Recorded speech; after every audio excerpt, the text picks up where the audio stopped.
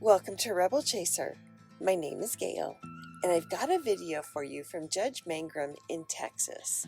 And this is a pretty wild case. These two were married first in 2021, divorced in 2022, and then remarried again in 2022. And then now they're getting a divorce. They've been separated for several years. So it's a very short-term marriage. But this guy's fairly wealthy. Mom's attorney says somewhere around 900 million, and he laughed at that and said, absolutely not. So I don't know how much he has. He says he doesn't know how much he has, but she wants some of it. And she thinks the prenup that she signed twice, 2 times, she signed it the first time they were married and the second time they were married, is unconscionable. I'll let you guys watch. And this video has an asterisk on the title, so you know. If you know, you know. I'll go ahead and call cause number FM25-006273, Ziefman versus Ziefman. Good morning, Judge. My name is Michael Burnett. I represent the petitioner Clifford Ziefman, along with my associate Ferris Young. Good morning, Your Honor. Chris Laborato. I represent Ms. Audrey Seidman, and I'm here with my partner, Ann Wynn. We're ready. Okay. Your Honor, if I can say something, while we've been waiting to be called, my office was able to locate an amended notice of hearing, so I would withdraw the objection that I made in the opening. I still have reservations about whether or not we can finish everything in 3 hours, but I no longer have an objection to lack of notice. Understood. And let's just review that. It looks like my notes on the docket indicate that we have a motion to compel, a motion to bifurcate, and then a request for interim attorney's fees. Is that your understanding of what is at least set for today? Yes, and while we've been on a break, Respondents Counsel informed me that they agree with my motion to bifurcate the proceedings. So I'm going to circulate a proposed order, and hopefully we'll have that to you later today. Okay. That's true, Judge. Great. Thank you, Mr. Laborato. So Ms. Seeger can get it to me. So that takes us to 2 issues for today. All right. And are we ready then to proceed with openings? Yes, Your Honor. Okay. And let's see. I guess both of the remaining motions are the respondents. Am I correct on that? That's correct. Okay. So then you may proceed, Mr. Laborato. Thank you, Judge. May it please the court. Your Honor, as a matter of some background here, first of all, I know that Mr. Burnett submitted a legal memorandum in opposition to our motion for interim fees. That goes over some of the background of this case, just factually. But so the court understands, this particular case involves the 2 parties here before you who've been married twice. Okay, they were married once in December of 2021, and then they were divorced and then married again in December of 2022. Okay. Prior to their marriage, they have several children. My client has 3. 2 of them are minors. Mr. Ziefman has 8 children with other biological parents. There's a prenuptial agreement that existed in both the first and the second marriage. We have alleged and claim in this particular case that prenuptial agreement specifically related to the second marriage is unenforceable, and we've cited that in the first amended answer and the counter petition. That is going to be decided on a later date. We've just bifurcated, and that will be that issue. During the marriage, Your Honor, both marriages, the parties lived together most of the time in what's known as the compound here in South Austin. Okay, actually commonly referred to as the clown house, because there's these 2 big pictures of clowns on the side of a barn near an elementary school. Anyways, they lived on this particular compound. When they were not together, all of the items that we're going to talk about today stayed at the compound or another building known as Medical Parkway, controlled by Mr. Zeidman and only Mr. Zeidman. The marital is, no, not the marital, the estate, let me just call it that way. The estate is likely worth hundreds of millions of dollars in this particular case. Again, the issue of enforceability of the prenup's not what's before you. We're not asking you to divide any community property or property belonging to the alleged community. At the core of this motion, Judge, really, it's about establishing fairness and equal footing. Because on the one hand, Mr. Zeifman has essentially unlimited funds to pay for his attorney and essentially defend that this particular prenuptial agreement is enforceable. On the other hand, my client has virtually no resources to do that. It's been no spousal support or no other source that Mr. Zeifman has provided to my client. And so basically, she's on her own having to prosecute and make these claims regarding the enforceability of a prenuptial agreement without any resources, to the extent that she owes our firm at this point over $140,000. She's paid 70 plus. Okay, with regard to the personal property we want returned, I have to show you four things, Your Honor. Number one, I have to show you that the property was owned by my client and was her separate property in some way, whether that be by gift, inheritance, but that she owned it. And the evidence in this case is going to show that she did have possession, she did own these items, and that she was either given these items or owned them prior to marriage. Number two, I have to show you that she possessed those things at some point in time, and the evidence must show that she did. And there will be my client testifying to that, and also her daughter, Vivian, who's here as well. Number three, I have to show you that she lost possession of them at some point. And in this case, the evidence will show that they, more likely than not, ended up with Mr. Zeifman. They didn't disappear. They remained at the last location they were seen, which is either going to be at the compound or Medical Parkway, where now Audrey, my client, has absolutely no access to. And Mr. Zeifman has full control over those premises. And then finally, number four, she no longer has access to get back to them for all the reasons I just stated. She does not. I don't think that there is going to be any dispute that Mr. Zeifman has exclusive possession and control of these pieces of property that I'm talking to you about. And I don't think that there's going to be much dispute that he was the one that really safeguarded the items that we're going to be talking about at some point with regard to putting them in safes or securing them at the locations that he has control over.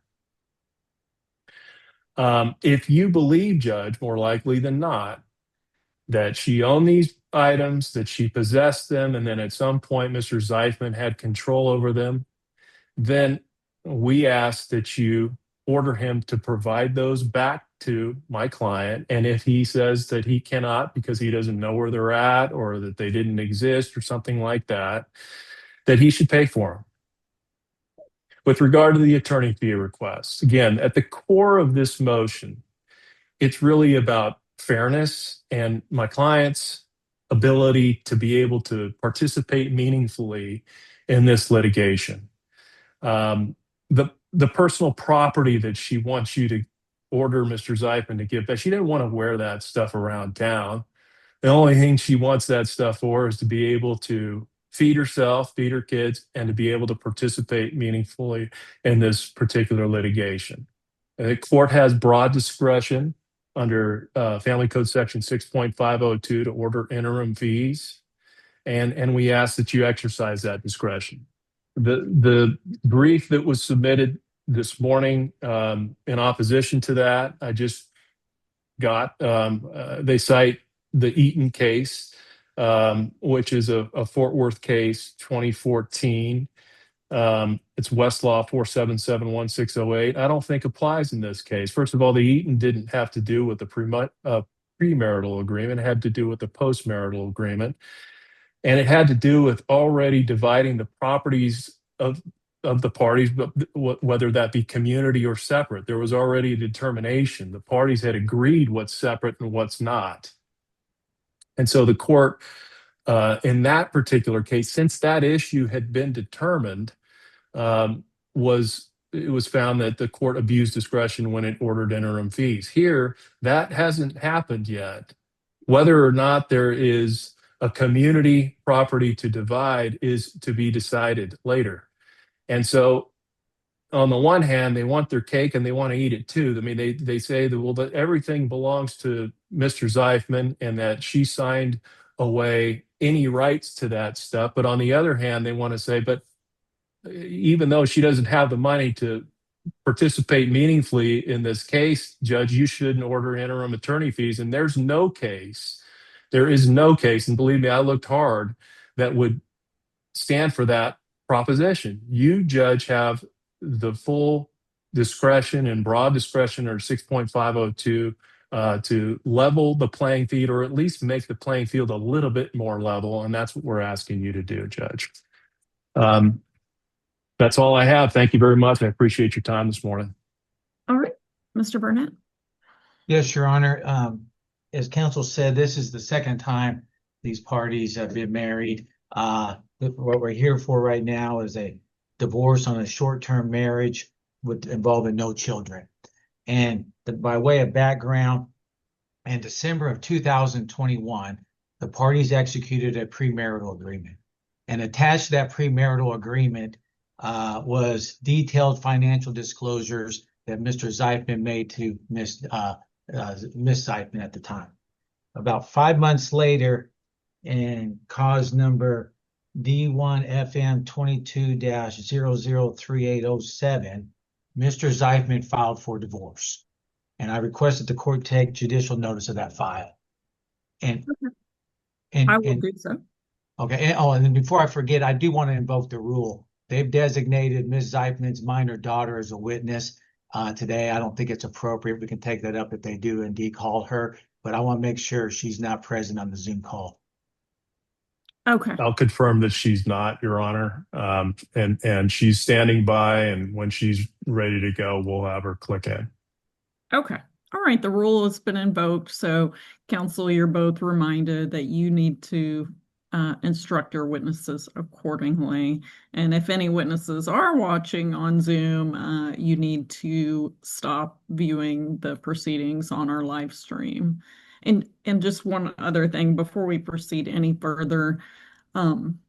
Zeifman, the rocking back and forth, or the movement is really, I have pretty extreme motion sickness. And so if you're not able to sit still, that's fine. I would just ask that you perhaps turn off your video until you're called. I'm getting a little sick here because of this.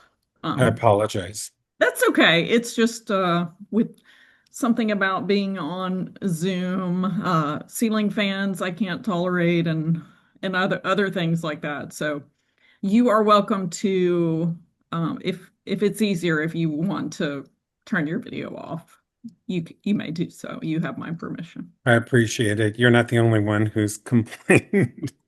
Okay. All right. No Thank worries. you. It's just, it will be easier for me to concentrate on the evidence if I'm not nauseous. So, all right. Go ahead, Mr. Burnett. All right. Going back to the original divorce case between these parties in 2022, as I mentioned, they had a prenup that they executed before they got married in December of 2021 that had financial disclosures, a waiver of further financial disclosures in the prenup. I'll refer to that as the first prenup in this hearing.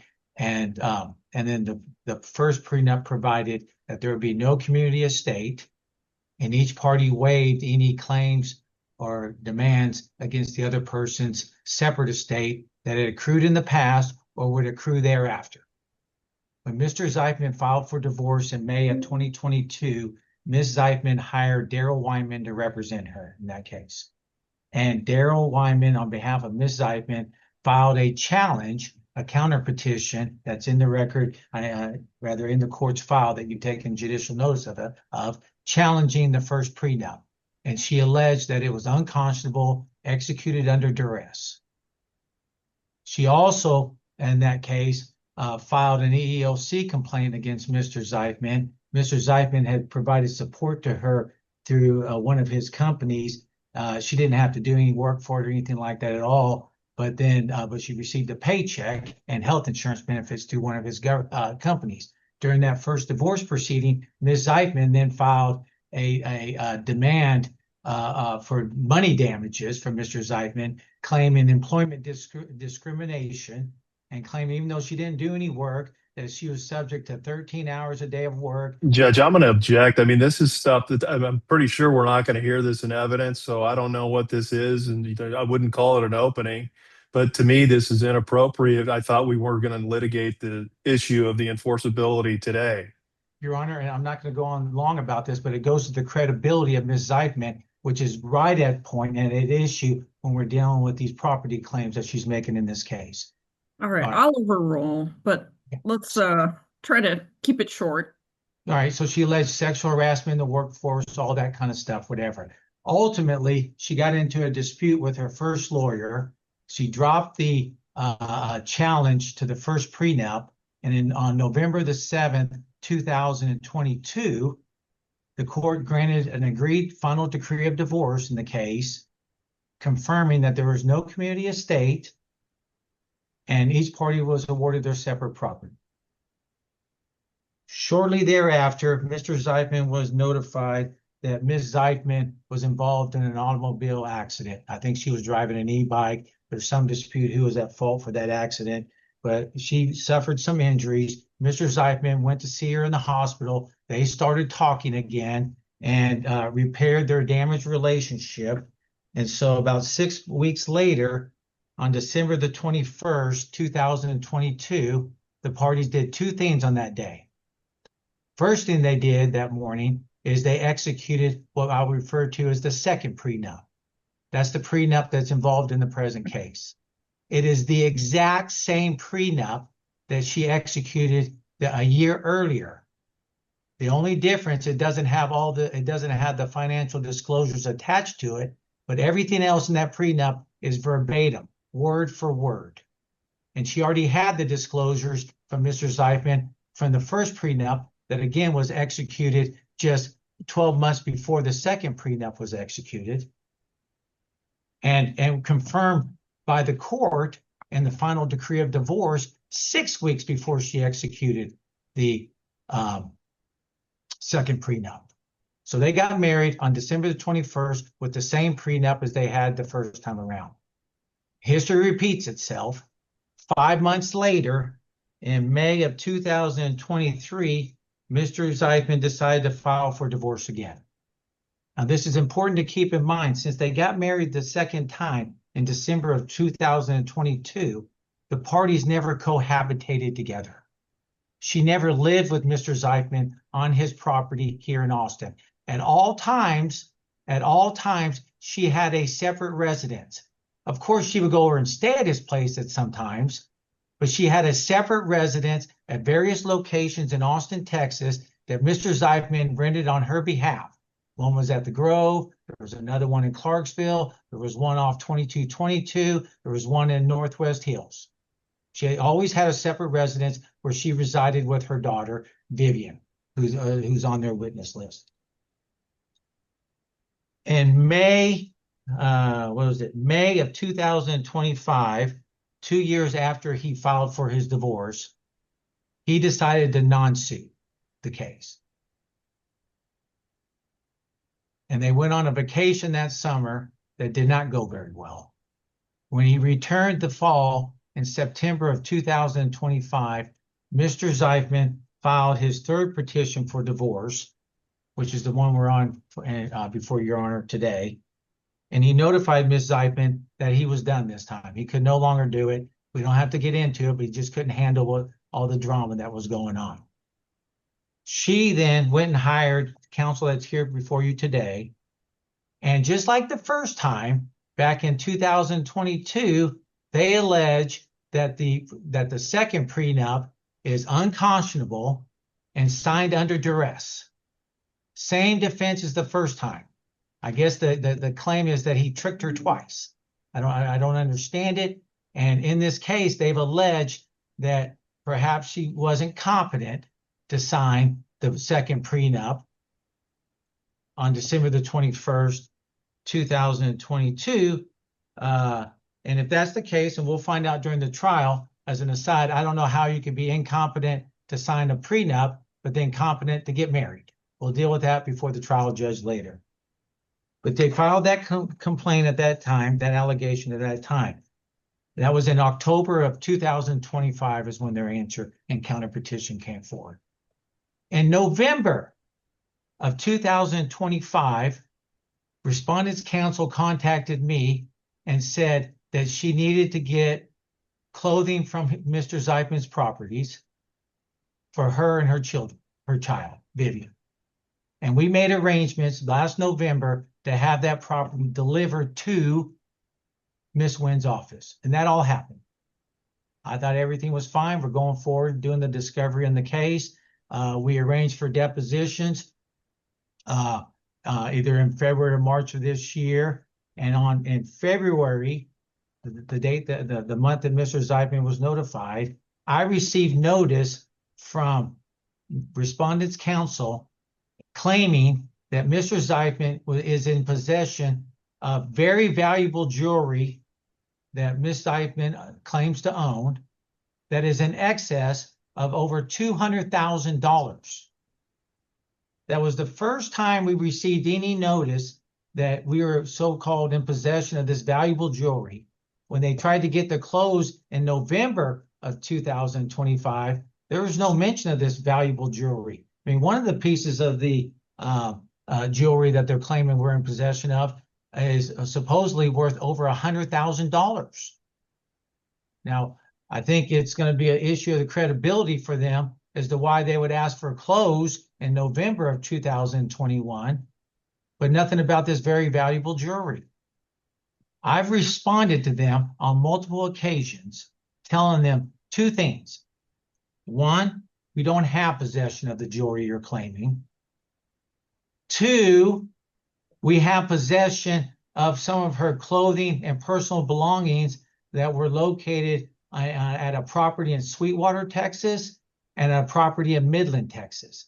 We don't know what's in those boxes because we had someone else box up her belongings on those two properties owned by Mr. Zeitman, and I've told them on multiple occasions, let me know when you want to go pick those boxes up. We've also notified them that we have a piece of yellow furniture that they've inspected, and they can take it anytime they want. Thank you. And further, we have possession of an e-bike that belongs to her that they can have at any time. But all these other belongings, all this valuable possession, this jewelry, a Tiffany ring, supposedly worth over $100,000, some other ring. I mean, you look at the list, it's like astounding that she wouldn't have asked for it earlier than 6 months or 5 months after the divorce petition was filed. We don't have. And their request for relief is really premature at this time, Your Honor. That is a final order request for relief. That's an order. What they want you to do on temporary orders is to give her property that we say we don't have.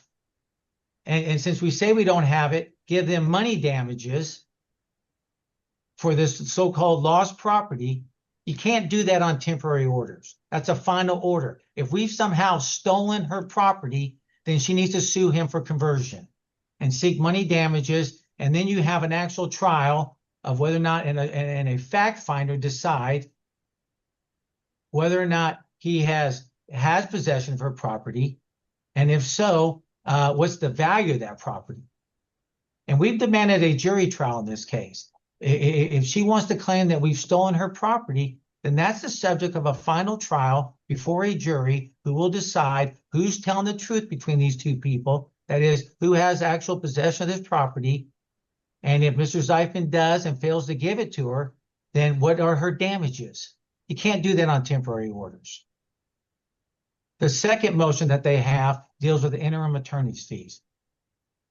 The purpose of a premarital agreement is so you don't get into these fights, okay? And this premarital agreement says that you waive and release any claims, demands, or anything you want against the other person's separate estate. And under the case law, it's clear that this premarital agreement is presumptively valid and enforceable until a court determines that it's not. Right? And what they're trying to do under this premarital agreement is have Mr. Zeifman's separate estate, because as we sit here right now, there's no community estate for either party. They want his separate estate to pay her attorney's fees. And the Eaton case says you can't do that. The Eaton case is the only case out there dealing with the award of interim attorney's fees on temporary orders in a case involving a marital property agreement. Now, Mr. Lavarado said, well, that, this case is different because it involves a prenup and the Eaton case involved a postnup. There's no distinction under the law. If you look in the family code, you can do a prenup and make it all separate property. You can do a postnup and make it all separate property. It makes no difference whether or not it's a prenup or postnup. And the Eaton case specifically held in that case, the trial court ordered the husband to pay interim attorney's fees from his separate estate under the marital property agreement, and the Court of Appeals granted the mandamus and overruled the trial court.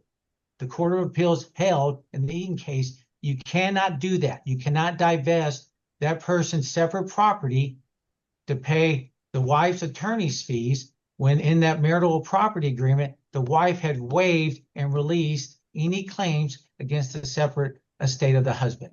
And that's exactly what we have in this case. In the second prenup that you're going to have in evidence, just like in the first prenup, Ms. Zeifman specifically agreed, no community estate, it will only be separate property of each of the parties, and there's a waiver and complete release of any claims, demands against the other party's separate estate that had accrued in the past or were thereafter accrued in the future. And so the Eaton case is right on point.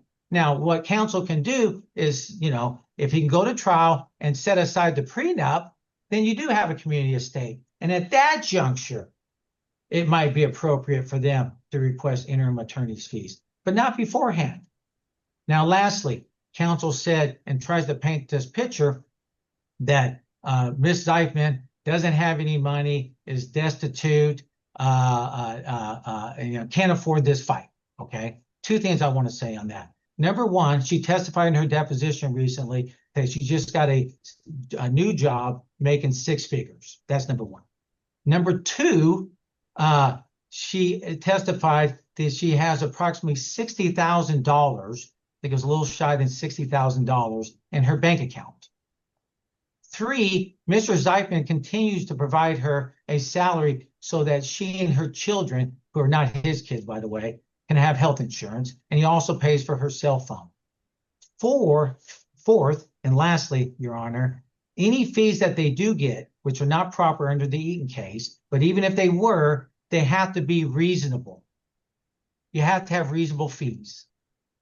Here, Respondent's Counsel has billed her almost $250,000 in legal fees so far. And my testimony is going to be, when we get to this, that is not reasonable.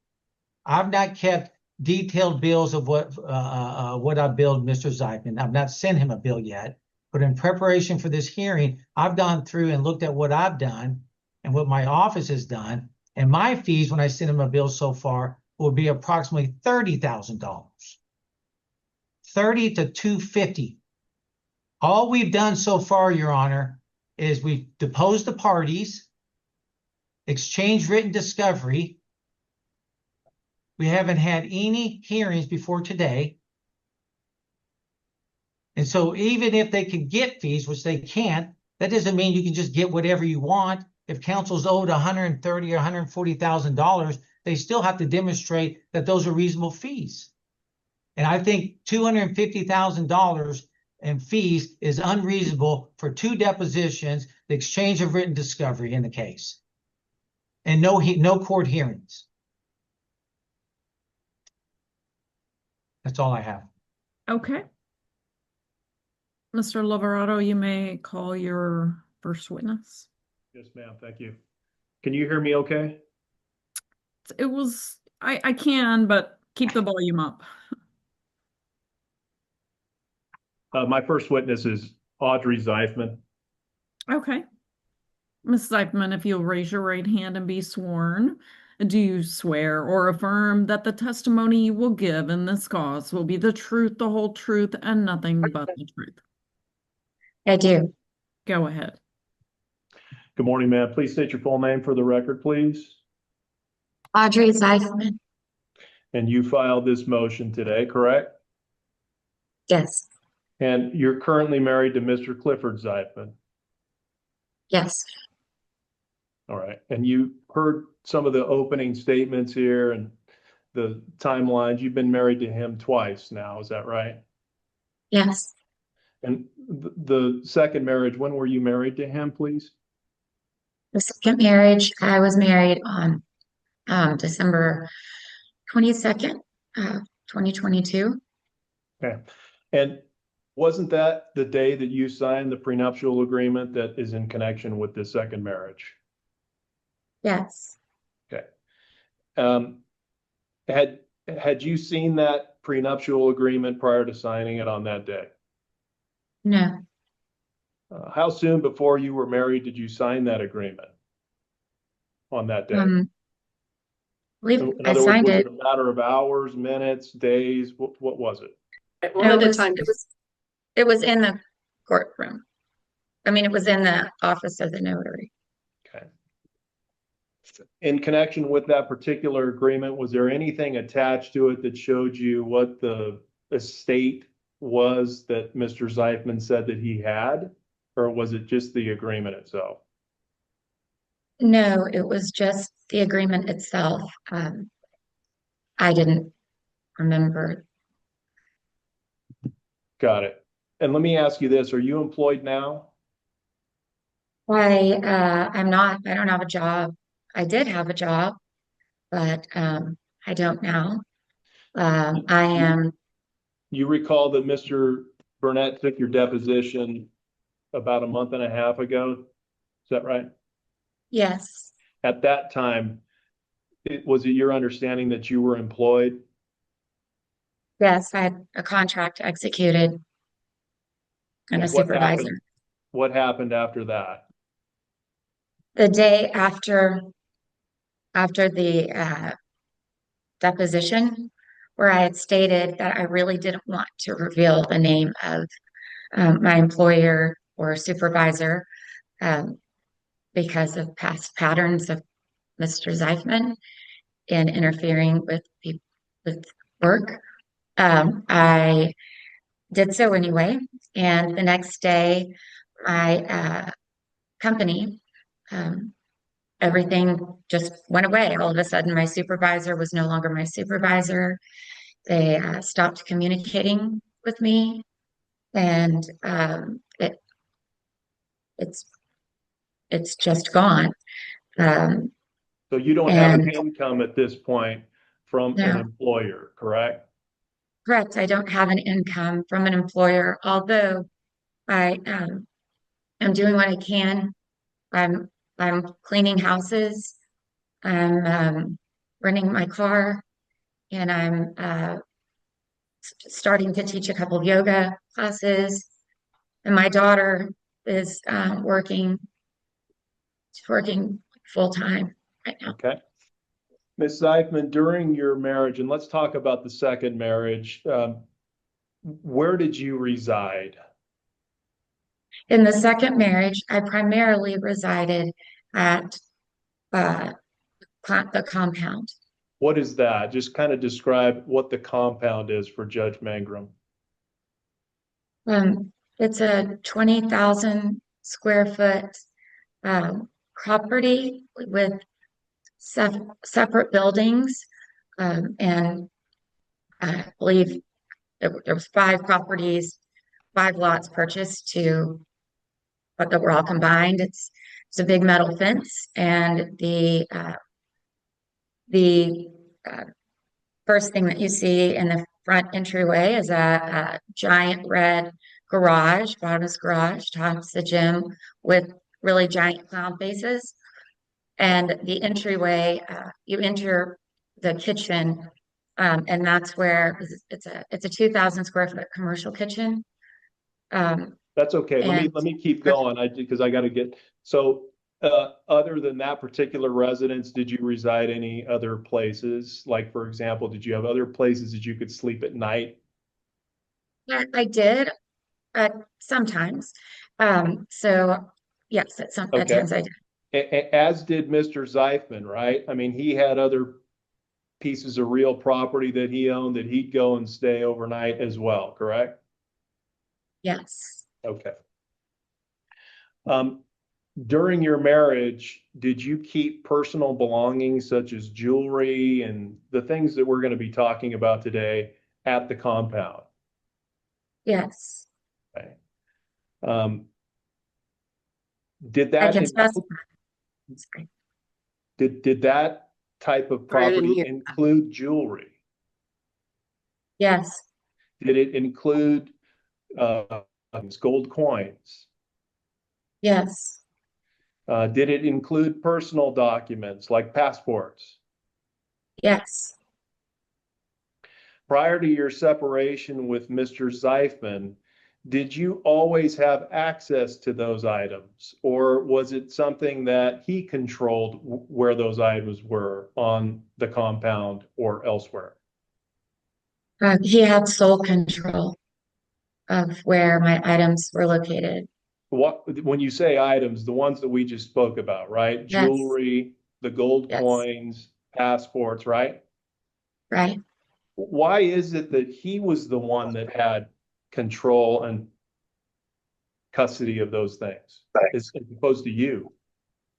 Well, in March of 2025, uh, he had demanded that I bring all of anything that was worth anything valuable from the safe house apartment where I stayed sometimes to him to put in his office in a safe at Medical Parkway because we would be traveling all summer, and Linnell was not that property was not a safe place to keep anything valuable.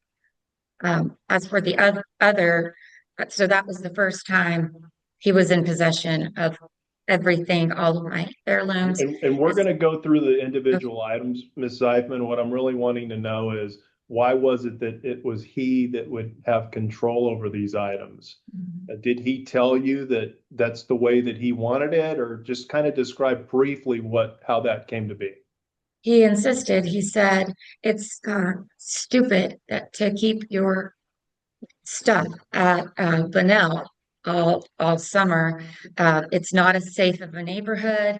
It backs up to 2222. It's easy that we don't have the security there, and it's more likely to get broken into. I have full-time security, and it's dumb. You need to bring it here. Okay. I'm going to go through some items of property with you now, okay? And then we'll talk about specific pieces. I'm going to share my screen, Your Honor, if I may. You may.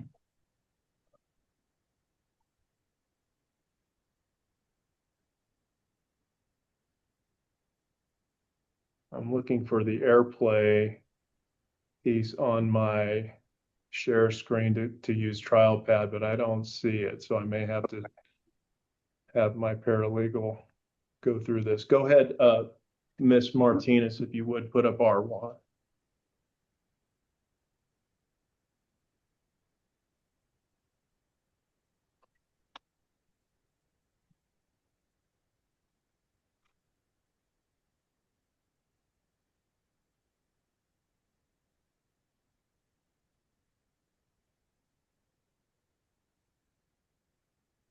And these are all in the box, Your Honor. Ms. Seifman, what is this that we are looking at?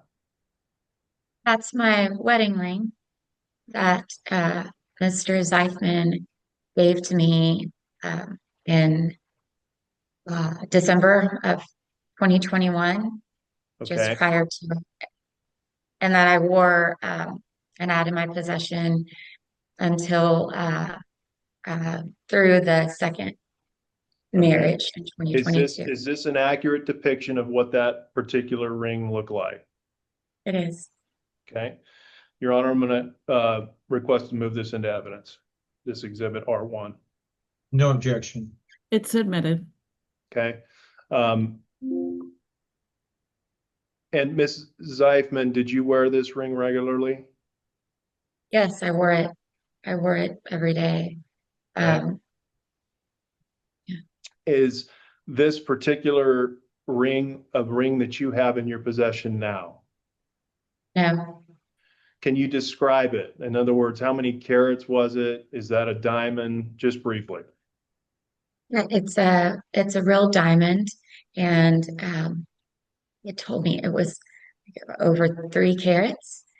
Um, Asher cut. It has platinum band. Okay. Go to the next page of this particular exhibit. Again, this is all in the box. Is this ring here that you're wearing the same ring that we were just looking at? Yes, Okay. And then this is a picture of you and Mr. Zeifman at dinner, right? yes. Well, it may be lunch. Okay. Yes. All right, go to the next one. And is this the ring on your finger as well that looks like you're taking a picture of yourself in a mirror? Yes. Okay. Okay. When was the last time you remember seeing this ring? Was in early 2023. Okay. Do you know When where it went or who took it? I believe so. Yes, Okay. I know who Tell the took it. court. I was uh, been in Portland, and where Clifford had said we were going to pick up my ring. And I said I didn't want another ring, but so I was wearing that one. And he uh, told me that that this was my ring, but he had too many emotional his too emotional about it, negative memories. So he was putting it into a safe at Medical Parkway and I could wear it later whenever I wanted, whenever he was healed. And so he took that from my finger and put it in a box. I don't know if he put it, I think he put it in the box that the next one came from. And he gave me the second ring on that day. Okay, so we'll call this ring that we're talking about right now, ring 1. Was that the last time you saw it? Yes. Okay. Miss Martinez, please bring up R2. And if you turn to page 11. First of all, Judge, this is these are sworn up documents provided to counsel and discovery, the date stamped on the bottom right. I'm just going to turn to the relevant portion of the document and ask my client some questions. Right there. What is this document that we're looking at? I can't see very well. Okay, hold on. This is an record of the purchase of the gifts of jewelry, that a ring and earrings that Clifford Okay. I gave me. specifically want to focus your attention to the top portion of the page that we're on, and there's a Okay. number that says 861-28310. Do you see that?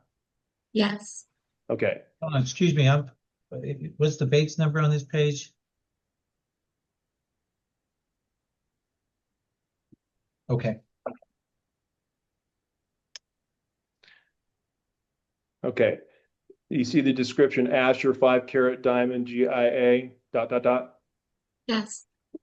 Okay. Is this a description of ring 1 that we've been talking about?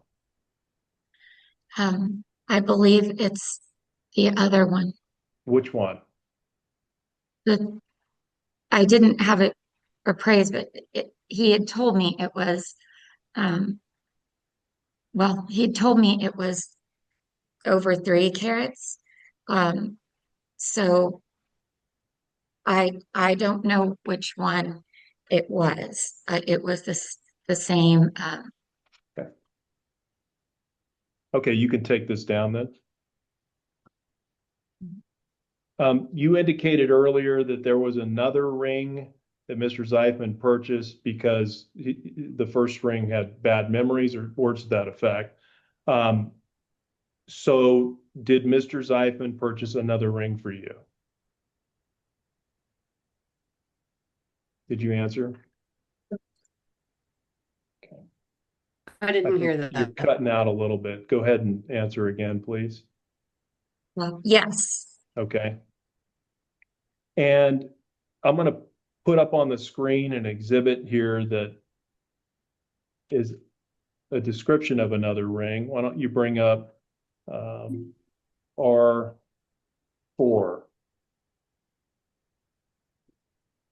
Okay, stop right there. Ms. Zeifman, do you recognize this particular document? Yes, Okay. it was in my possession. What is it? Does it describe ring 2? Yes. Okay.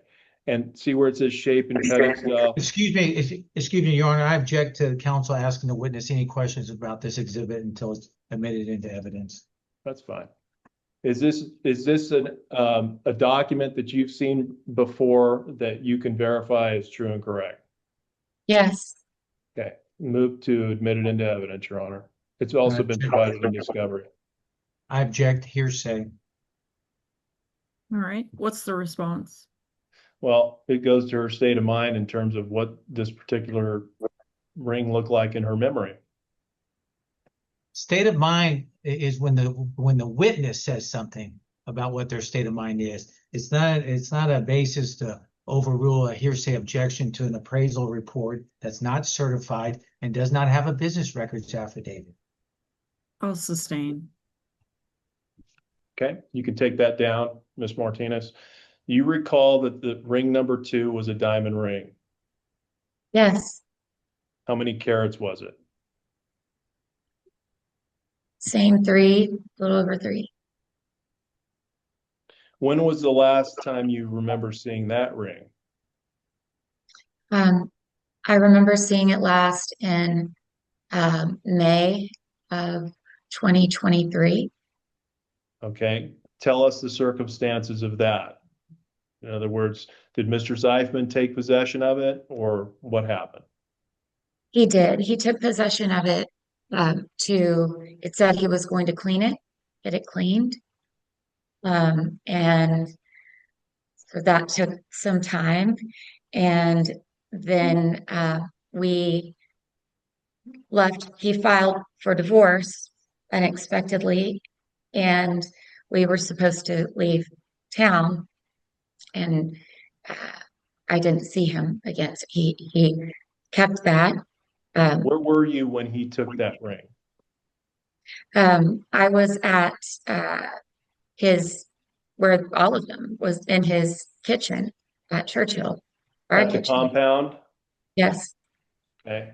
Have you seen it since? No.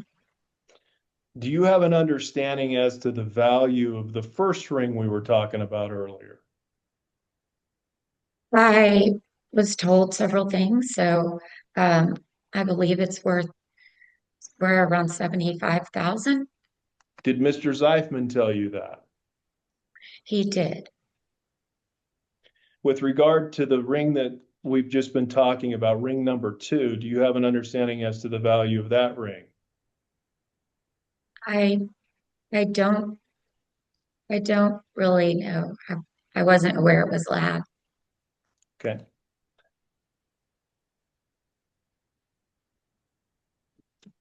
Let me bring up another document, Your Honor. It'd be Exhibit R3. Please present that.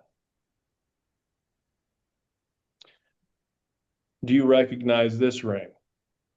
Yes. Both of those.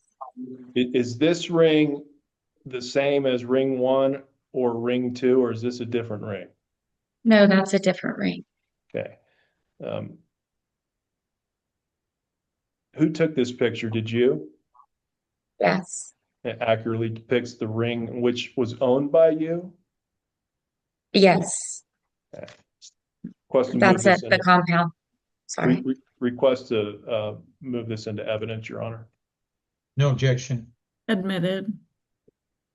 So is this the third ring that you received from Mr. Zeifman? Yes, you'll see below there's a band that I received, but that is the third. That is the third diamond that I received. Mr. Burnett was there with his wife Objection. when I. Objection non-responsive. Yes, Is Mr. Burnett and Mr. Zeifman friends, as you understand it? best friends. So has Mr. Burnett been present on many occasions with you and Mr. Zeifman?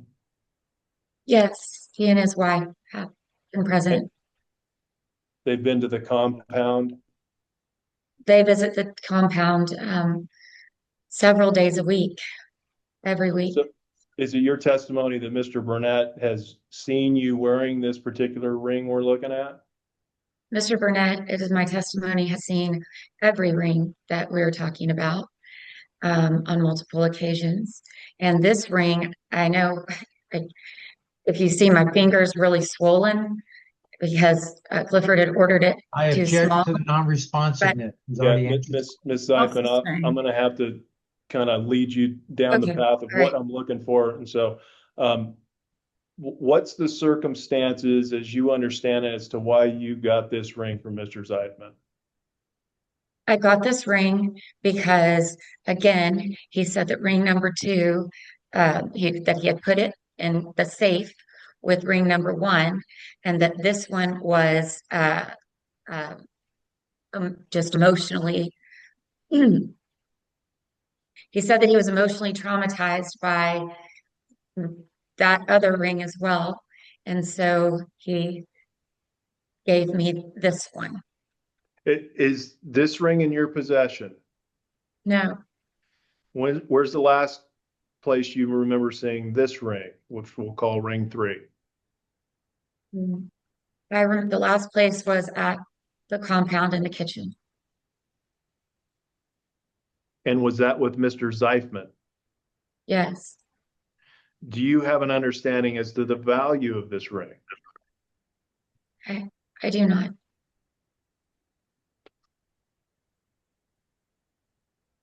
Do you have any access to get this ring or retrieve this ring as you sit here today? No, Was this a real diamond? it was a lab diamond. Did Mr. Zeifman tell you how much it cost? No, The first ring we were talking about, ring 1, was that a real diamond? yes, How about ring 2? no.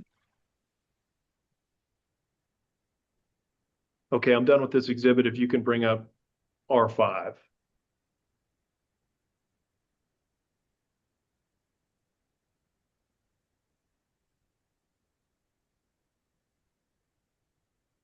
What is this?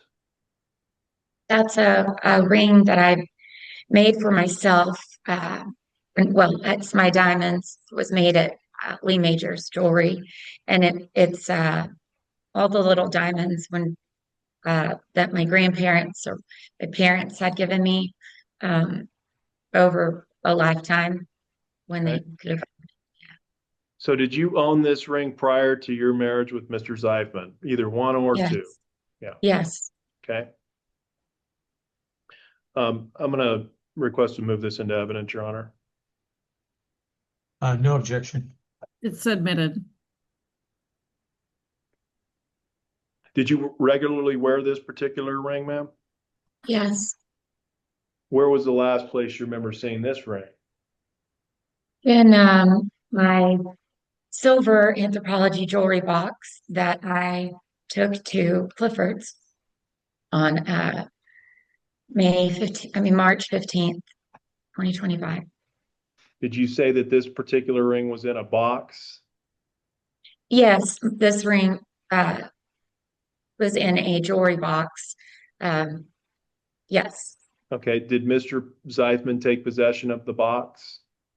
he did. Did he say what he was going to do with the box?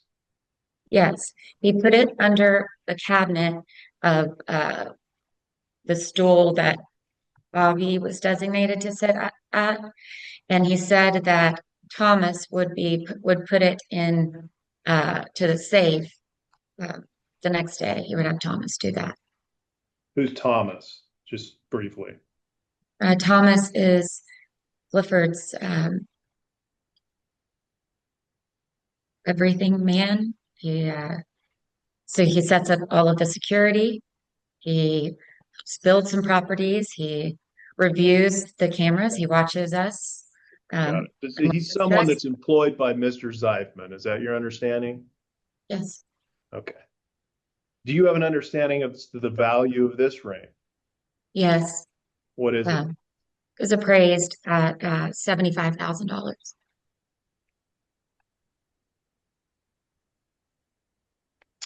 Can you bring up R6, please?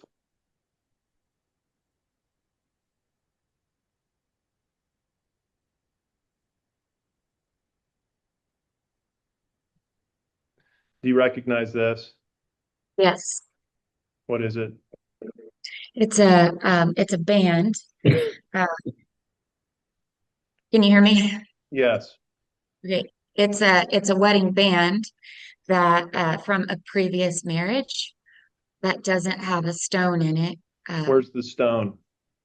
It it fell out. It was a blue stone that fell out when in Clifford's home somewhere. Okay, this isn't something, the stone isn't something that you're saying then is in Mr. Zeithman's possession or that he took that, are you? No, I'm not saying that. It But the fell out. ring, the band itself is, correct? Yes. Okay. Yes. And then the last place you saw that was with Mr. Zeithman? Yes. Okay. Do you know what the value is of this particular band? Um, I I can't say for sure. It's a lot. It's Do you have an estimate of what it is? Do you know how much you um, paid for it or how much somebody paid for it? my estimate is about $30,000, $20,000. Okay, $30. What are you basing that on, ma'am? Well, it's heavy. It's for platinum, and it has um, many diamonds all over it, different sizes. So it's not just pave. It's 1 carat diamonds as Okay. well, half carat. Actually, half. Yeah, Okay, let's it go to was. that's okay. Yeah. Let's go to R6A. And actually, it was Ella's. I don't know. I'd given it to Ella. Well, actually, strike that, Ms. Martinez. If you could go to R7, sorry.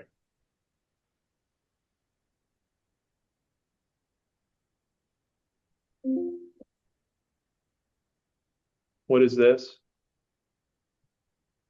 That is my late grandmother's gold brick bracelet with Okay. diamonds on it that she gave me as my inheritance. Okay. So this was something that you received from your grandmother in inheritance. Was this prior to your marriage with Mr. Zeithman? Oh yeah. Okay. Yes. Where was the last place you remember seeing this?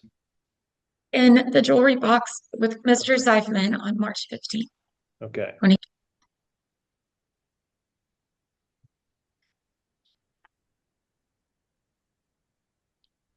Is this true, incorrect, accurate depiction of what that bracelet looked like, ma'am?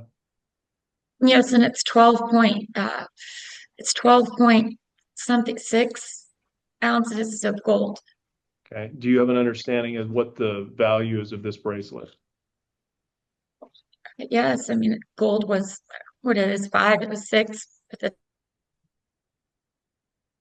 How many ounces did you say it was?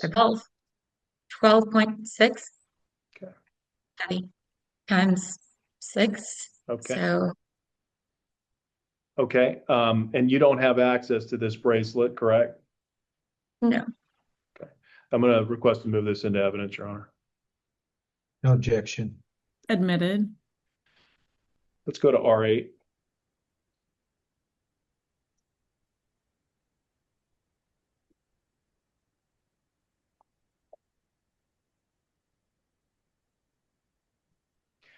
What is this that we're looking at? Those are 1 ounce gold coins. Except the other one is half an ounce, the one you see. My granddad gave those to me every year. My sister for all through my childhood. Okay. I'm going to request to move this into evidence, Your Honor. No objection. Admitted. Where was the last place you remember seeing these? In the silver jewelry box on March 15th, the compound. And was it in the possession of Mr. Zeifman? In the possession of Mr. Zeifman. He closed the box, put it in his hands. Yes. Thank you. Ms. Martinez, bring up R11.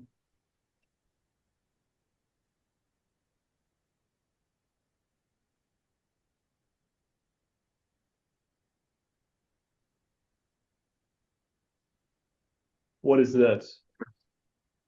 It's the silver jewelry box anthropology I had before it conferred.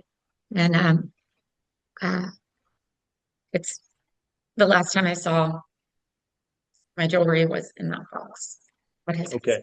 Is this the box that you've been referring to when you've described where the pieces of jewelry we previously looked at were located? Yes, it's one of them. It's the main one. Got it. And in this particular picture, is this an accurate depiction of what you remember? Did you take this picture? Yes, I did. Okay. So it's an accurate depiction of what you remember when you took the picture, correct? Yes, my That's okay. Request to move this into evidence, Your Honor. yes, that was all in it. Any objection? No objection. All right, it's admitted. We need to go ahead and take our morning recess. I think court reporter's been on the record an hour and 45 minutes. So we're going to reconvene at 11. Sure. Your Honor, if we can get an idea at some point how much time counsel has used so far, because I assume we're each allocated half to 3 hours today. That's correct. You'll each have an hour and a half. And Mr. Loverado, you're at 41 minutes. And Mr. Burnett, you're at 21 minutes. Thank you, Judge. All Thank right. you. We'll see you at 11. You're welcome to turn off your video until then. Thank you. All right. Well, let's see if everybody's back. We need to make sure our court reporter's here. There she is. Okay. Mr. Loverado, you may continue. Thank you, Your Honor. I think we were looking at that silver box. If you can bring up R11 again, please.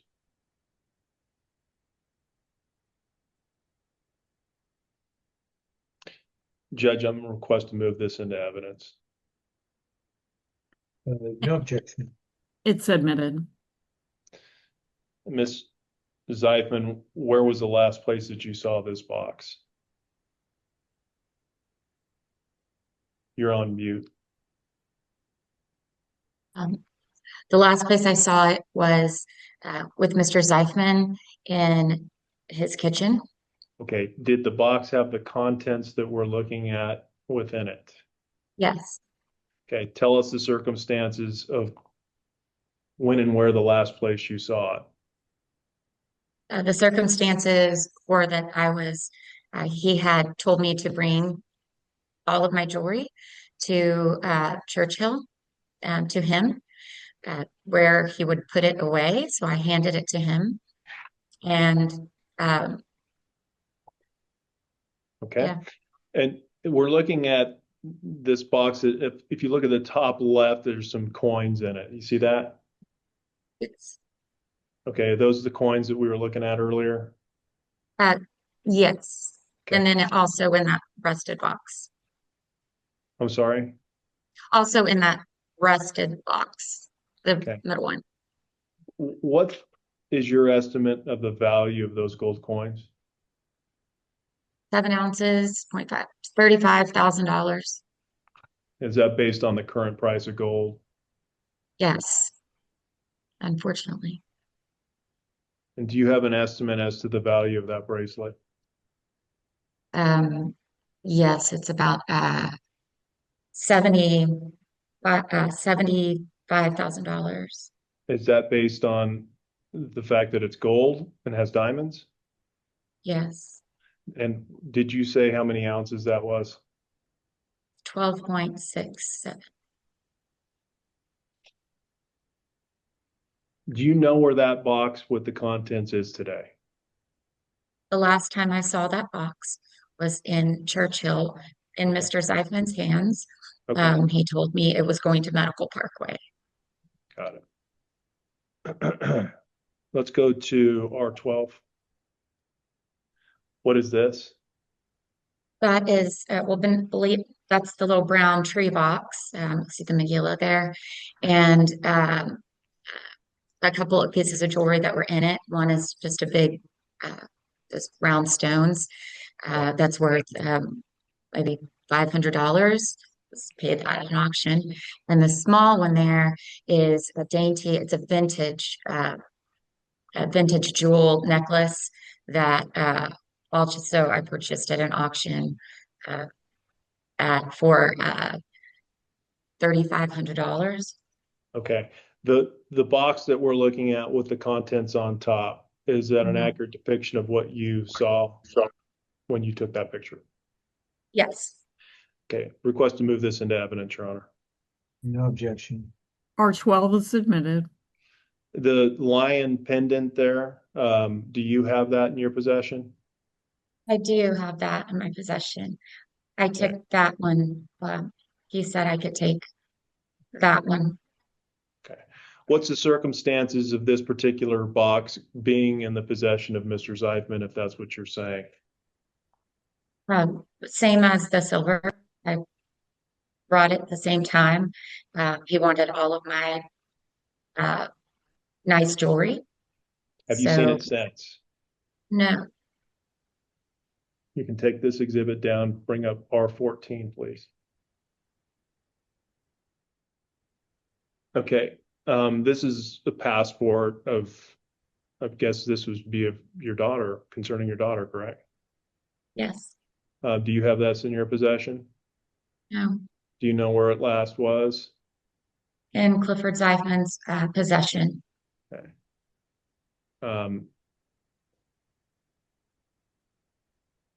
does he have your passport? He does. Have you asked for these passports back? I have. And what were you told? I wasn't told anything directly. That I don't have them. The last person that you saw them with was Mr. Zeifman? Yes. Okay, you can take this down. I'm not going to move this into evidence. In fact, he took the picture. So He took the picture that we were just looking at of the passport? yes, he texted it to me. It says from Clifford. With regard to the passports, who usually maintained possession of them? Ways Clifford maintained possession. So did you all travel together, take vacations where you went abroad? We did. And when you did that, would Mr. Zeifman be the person to hold on to those and secure those? Yes. Yes. At one point, it was really scary because he ran out of a hotel with all of our passports. But yes. And he would also have them in his possession when we went to Washington in case we went to Canada. Okay. Ms. Zeifman, after you were separated from Mr. Zeifman, have you been back to the compound? No, I haven't been Have you allowed. had any access to any properties owned or controlled by Mr. Zeifman? No, Have you ever been allowed to conduct any kind of search regarding the items that you're asking this court to give back to you? never. Mr. Burnett in opening mentioned something about a yellow piece of furniture. Do you know what he's talking about? Yes. What is that? It's an armoire I'd had for a long time that I didn't want to, there was donated everything of mine, but I asked that that be stored because my daughter wanted it, Okay. and it's been do shipped somewhere do recently. you have an understanding as to whether or not we've gone over to look at that piece of furniture? We have not. Well, last week we did, but maybe you weren't aware of that. Are you now We didn't, learning? yeah, we didn't go to Riesel. Maybe I misunderstood. We didn't go to Riesel to look at it altogether. Did you mean? Yeah, that's okay. As far as you know, when we went to look at this piece of furniture, was there anything in it? No, Okay. Is it pretty worthless piece of furniture or what? no, it's not. Okay, No, it's not. tell us what it's worth. It's an Adele Kerr armoire that I got in Highland Park. It's worth $10,000.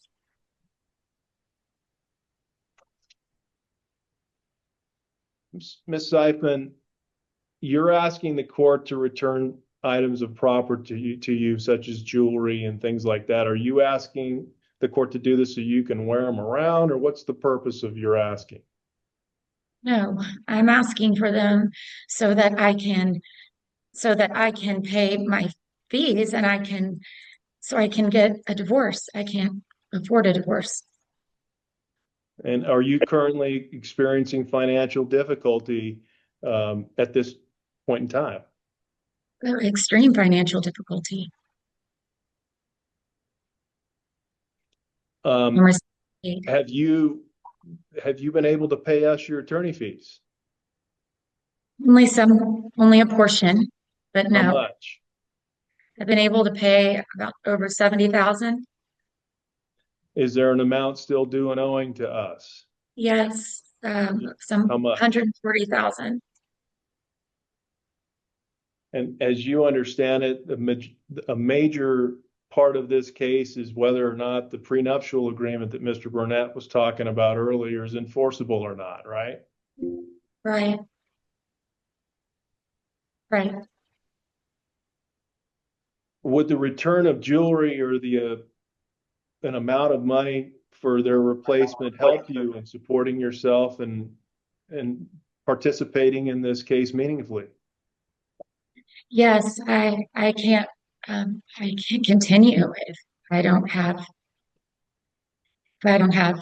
get my jewelry back. I can't Okay. continue. Did you say that you're doing things like, for example, cleaning houses to make ends meet? Yes, I How am, much and are my you- daughter's working. I'm sorry? My daughter's working too. How much are you asking the court to award in interim attorney fees? Well, I leave that into the court's discretion. But if I owe you $140,000, I would say at least that amount. And are you asking that the court order interim attorney fees prospectively? In other words, to the extent that we have attorney fees going forward to help you with your claims? Sorry? Yes. Your Honor, I'll pass the witness. All right, Mr. Burnett. Ms. Seifman, you have a college degree, correct? Yes. And you're a licensed therapist by the state of Texas, is that correct? Yes. Are you working as a therapist now? I am working. I have 2 clients that I talk to once a month. So you work a total of 2 hours a month as a licensed therapist, is that right? 4 hours a month. My data was all breached by your client, so I can't. Objection, non-responsive. Just try to answer my questions. We went through this in your deposition. Just answer my questions, ma'am. You work 4 hours a month and you're a licensed therapist with a college degree, correct? Yes. Okay. And when I took your deposition last month, you had approximately $55,000 in your bank account, correct? Yes. And you testified that that deposition that you just got a new job making 6 figures, correct? Yes. And Mr. Zeipman was not at that deposition, was he? No, he was not in All right, person. thank you. All right, thank you. And do you remember at the deposition, I asked you if you had any written documents showing that you were offered this job for 6 figures and you had accepted? You remember me asking you that question? Yes. And you remember you testified that you did have documents supporting that. You remember that? Yes. And I asked you to if you would produce those documents to me, and you said you would, correct? Correct. All right. As we sit here right now, a month later, you still have not produced any documents to me showing that you were offered this 6-figure job and you accepted it, correct? Yes or A no? correction. Have you Well, produced those documents to me? Yes I or haven't no? produced documents to you, to my knowledge. Okay. All right. Well, The court reporter is waving. She's very frantic and upset with all of you. You need to speak one at a time. She cannot take more than one person speaking at a time. Thank you. why have you not given me those documents that you agreed to do so a month ago? I wasn't aware that you did not have them. Whose house are you cleaning now? I'm cleaning for a service that where I clean several houses. Okay. How many houses have you gone to clean since I took your deposition 1 month ago? I just got hired, so only one. And Okay. Because you with testified that you testified that you're cleaning houses to support yourself, correct? yes, And is it your sworn testimony that you have now cleaned one single house? Yes or no? it not by myself, but yeah, I'm having to shadow. Okay. Where was that house located and when did you participate in the cleaning of this house? My Joy is who my new boss is, and I showed her by cleaning her apartment because we live in the same area, and so I didn't get paid for that. But I only got this position last week. Okay. Ma'am, what's the name of this cleaning service you now claim to work for? I'm going blank. It's I'm sorry, I'm drawing a blank. Can I pull a card out to show you, or Sure, sure. Pull the card out and tell the court the name of the cleaning service that hired you to clean homes. okay, it's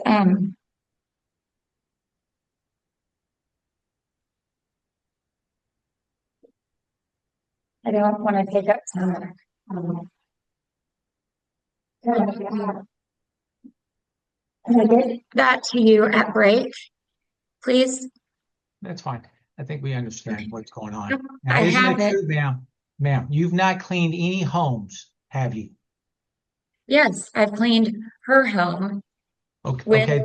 yes, Is the home you're saying you cleaned your employer's home? yes, Okay, and the lady who owns the cleaning company, you went and cleaned her house? her apartment. Yeah, to train. I'm in training, Okay, so what is that lady's first and last name? she just moved in. Her name is Joy, and I'm drawing a blank.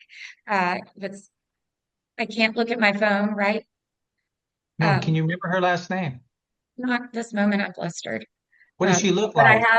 I have her phone number. She's 60. She's in her 60s, and she has gray hair, and she lives in my complex And so how did you meet this lady? at the swimming pool in my apartment complex. She said she had a small cleaning business, and I asked her if she needed any help, and she said yes. And so she said that she had um, one of her cleaners was not able to clean anymore, and so I would be training under Maria, who's their longtime cleaner, and that I would be assigned clients, and if I could find clients, that I would have be able to use those two, and if they book 3 times, then I would get $50 referral fee. Now, you and Mr. Zeifman got remarried for the second time in December of 2022, correct?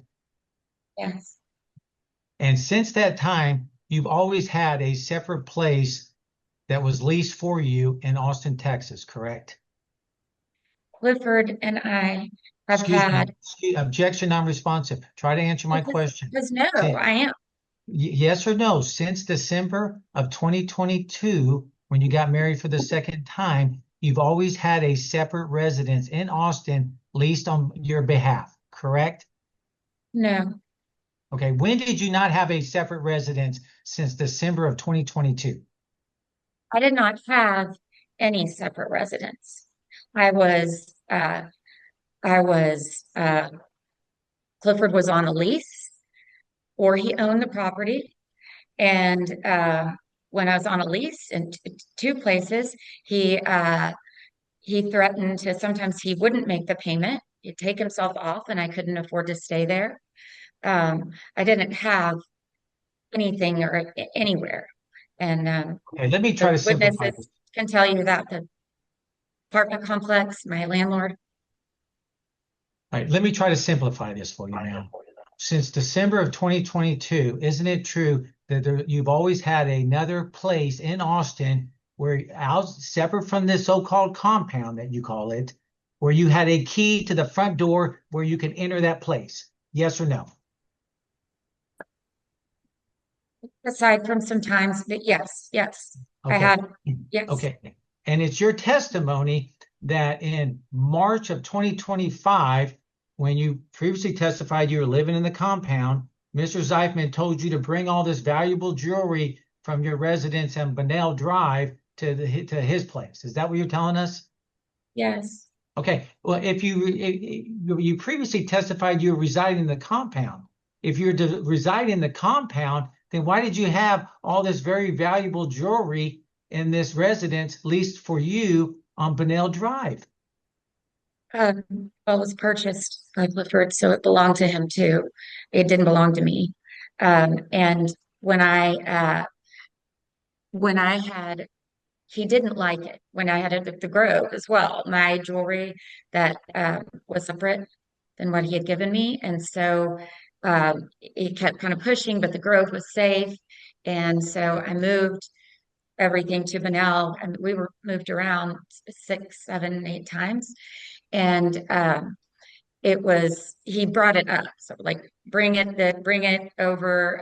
It's not really safe there, but I was there. I was living there a lot. I was there, wasn't in the daytimes, but we slept at Bunnell a couple of nights a week. And so he asked me, and when he finally said in March, this all needs to be secured in my office at Medical Parkway. So that's why. Well, if you're living, my point is, ma'am, if you're really living at the compound, why did you ever even take all this jewelry that you claim is worth over $200,000 to this residence on Bunnell Drive? Why did you do that? First, I took it to Riker. I had it in my possession the first time that he surprise divorced me. And then I moved it to the Grove, to Riker. These were safe places. And then when I moved to Bunnell, it wasn't, according to Clifford. Is that your question?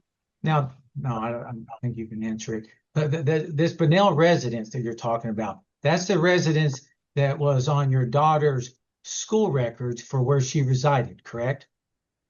No. What residence? Your daughter goes to Anderson High School, correct? Yes. And Mr. Zeifman, the compound is not within the Anderson High School school zone, is it? The compound is not. Right. So what address did you use for your daughter to be able to go to Anderson High School?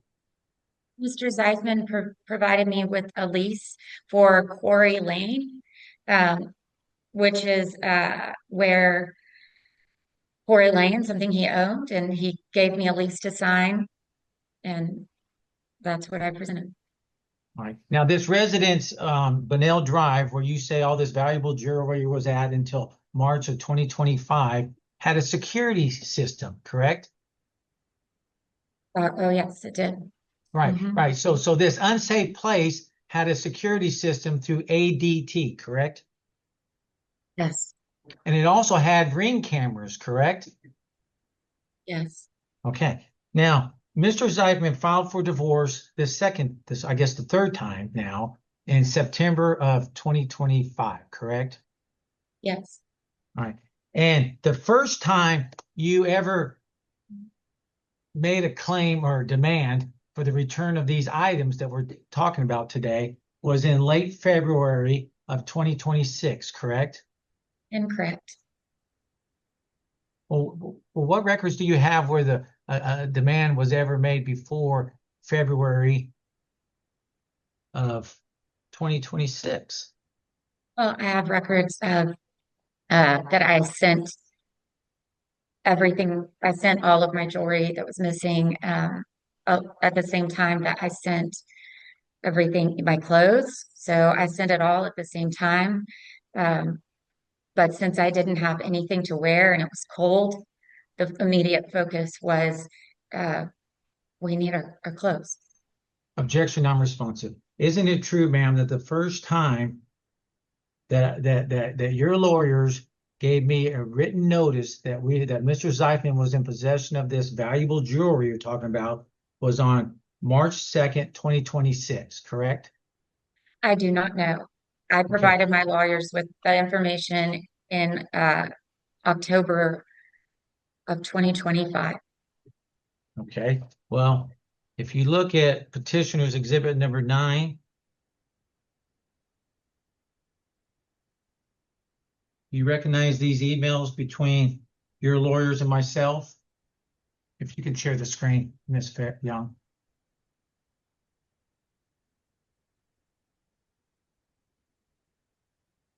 She can share. You're on mute.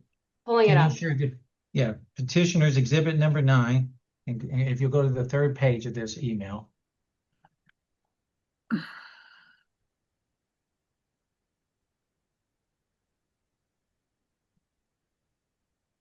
Your Honor, I might have missed something, but I didn't see any exhibits provided in connection with this hearing from petitioner. Yeah, we loaded them in the box this morning before the hearing began.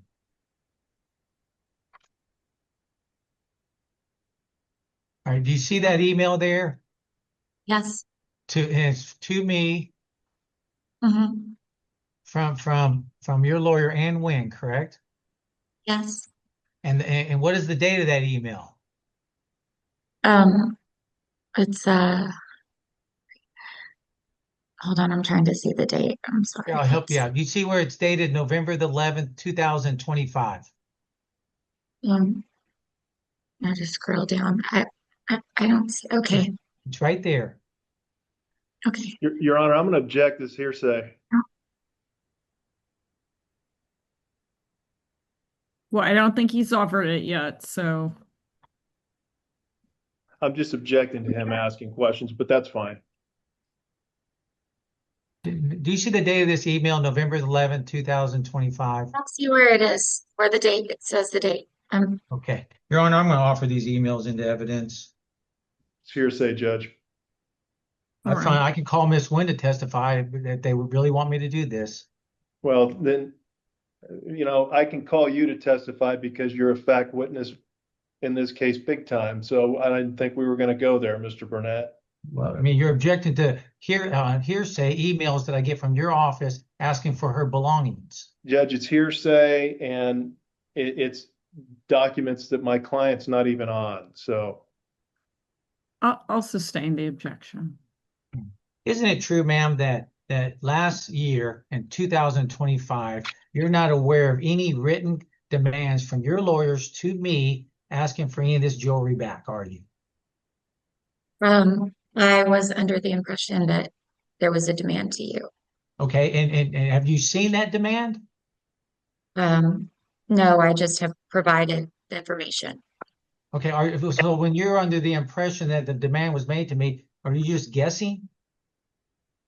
No, I was told that to send everything that was missing, and so I did.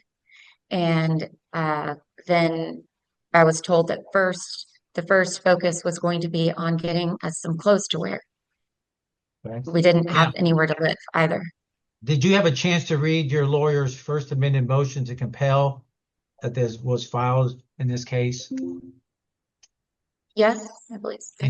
And did you see attached to their motion as Exhibit A an email from your lawyers to me on March 2nd, 2026, demanding the return of this jewelry that we're talking about today? Yes. All right. Have you personally seen any written demands that predate March 2nd, 2026? Yes or no? No, just mine. Okay. And just yours, to be clear, your communications with your lawyer, correct? Yes, with You the don't have office. you don't have any written communications from you No, directly to Mr. Zeifman demanding the return of any of these items, do you? I do, but Okay, not all right, where are those communications? Remember, you're under oath, ma'am. office. They're with my attorney's office.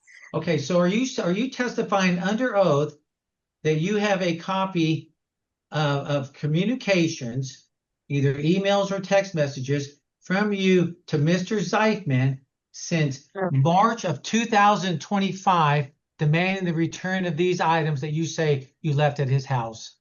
Yes or no?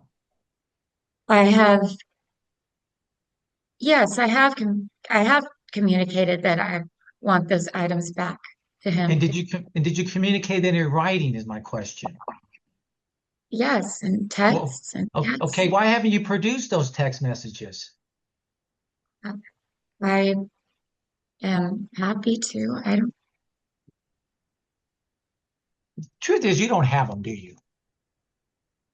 No, that's not the truth. Okay.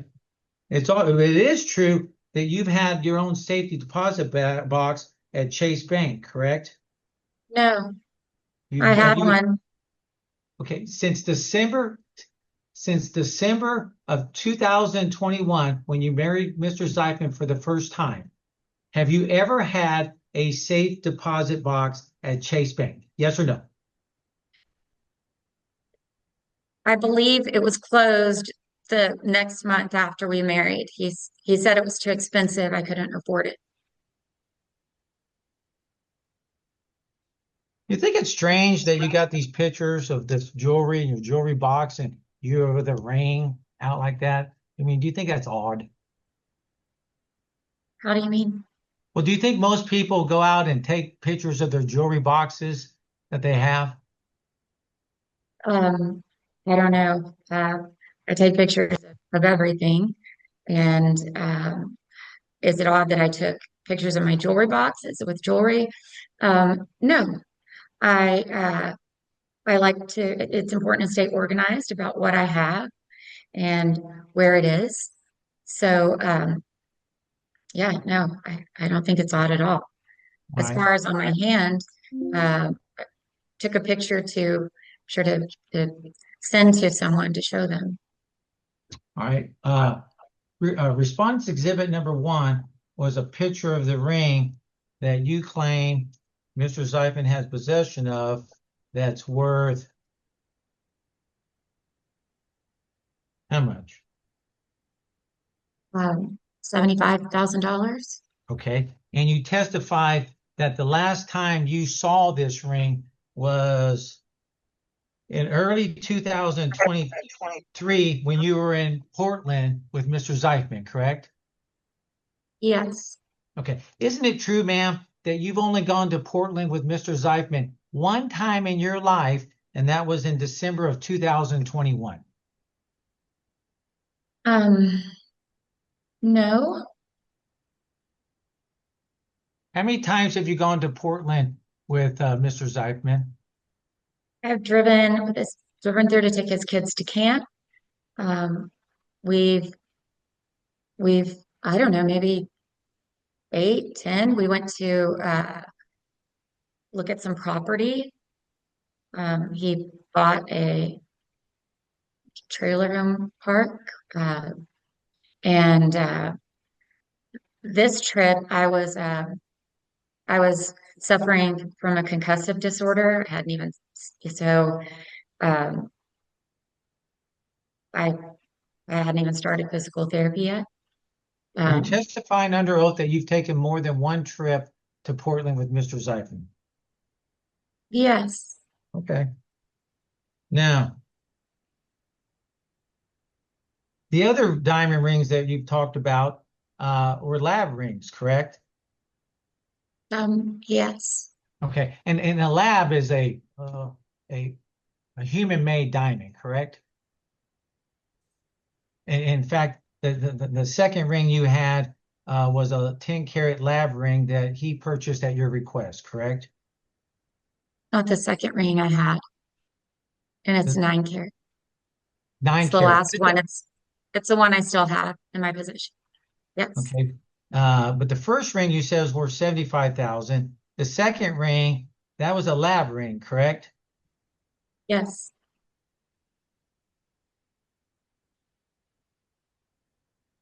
I didn't know it, but yes. Now, the exhibit number 7 is the bracelet, correct? You remember that? My gold bracelet? Yes. I don't see the exhibit, but yes. And that bracelet has little diamonds on it, correct? Right. And how much is that bracelet worth? It's worth, depends on how much gold is worth, but, uh, you know, $40,000. And you test, do you have an appraisal for 40,000 or is that just your guess? I have an appraisal, the original appraisal from my granddad giving it to my grandmother with, and so I had that re reappraised based on that. That's right. And you testified that you inherited this bracelet from your grandmother, correct? Yes, Correct? correct. And it's your sworn testimony that the last time you saw this bracelet was in March of 2025, correct? The last time I saw that bracelet was in, yes, in Mr. Zeifman's possession. And that was in March of 2025, correct? Yes, Okay. correct. Isn't it true, ma'am, that your grandmother died just 2 months ago? Yes. All right, so you No, inherited not this 2 months ago. bracelet. I'm sorry. I'm sorry. She died in she died a few months ago, like She, April. she died after you supposedly took this bracelet to Mr. Zeifman's house in March of 2025, correct? Yes. So you Mhm. inherited this bracelet before she died? Is that your sworn Yes. testimony? Yes, she gave Okay. it to me. She gave every one of us, the cousins and my aunt, something special from something that my granddad had given to her. She's in her 90s, that she wanted us to have. She gave it to us years ago. I didn't just get it. Yeah. So, Now your daughter's passport, Vivian's passport, mhm, it's true that she's not been to Washington State at Mr. Zeifman's home up there in a long time, correct? correct. I mean, how many years has it been since your daughter Vivian has been to Washington State? Couple? Well, in No, 2000, she didn't go in 2025, correct? no. And in 2024, she went on some international trip paid for by Mr. Zeifman, correct? Um, yes. Okay. And so she didn't go to Washington State in 2024, did she? I don't know. I can't recall. We were around a lot. We were supposed to go, then not. Um, I don't recall.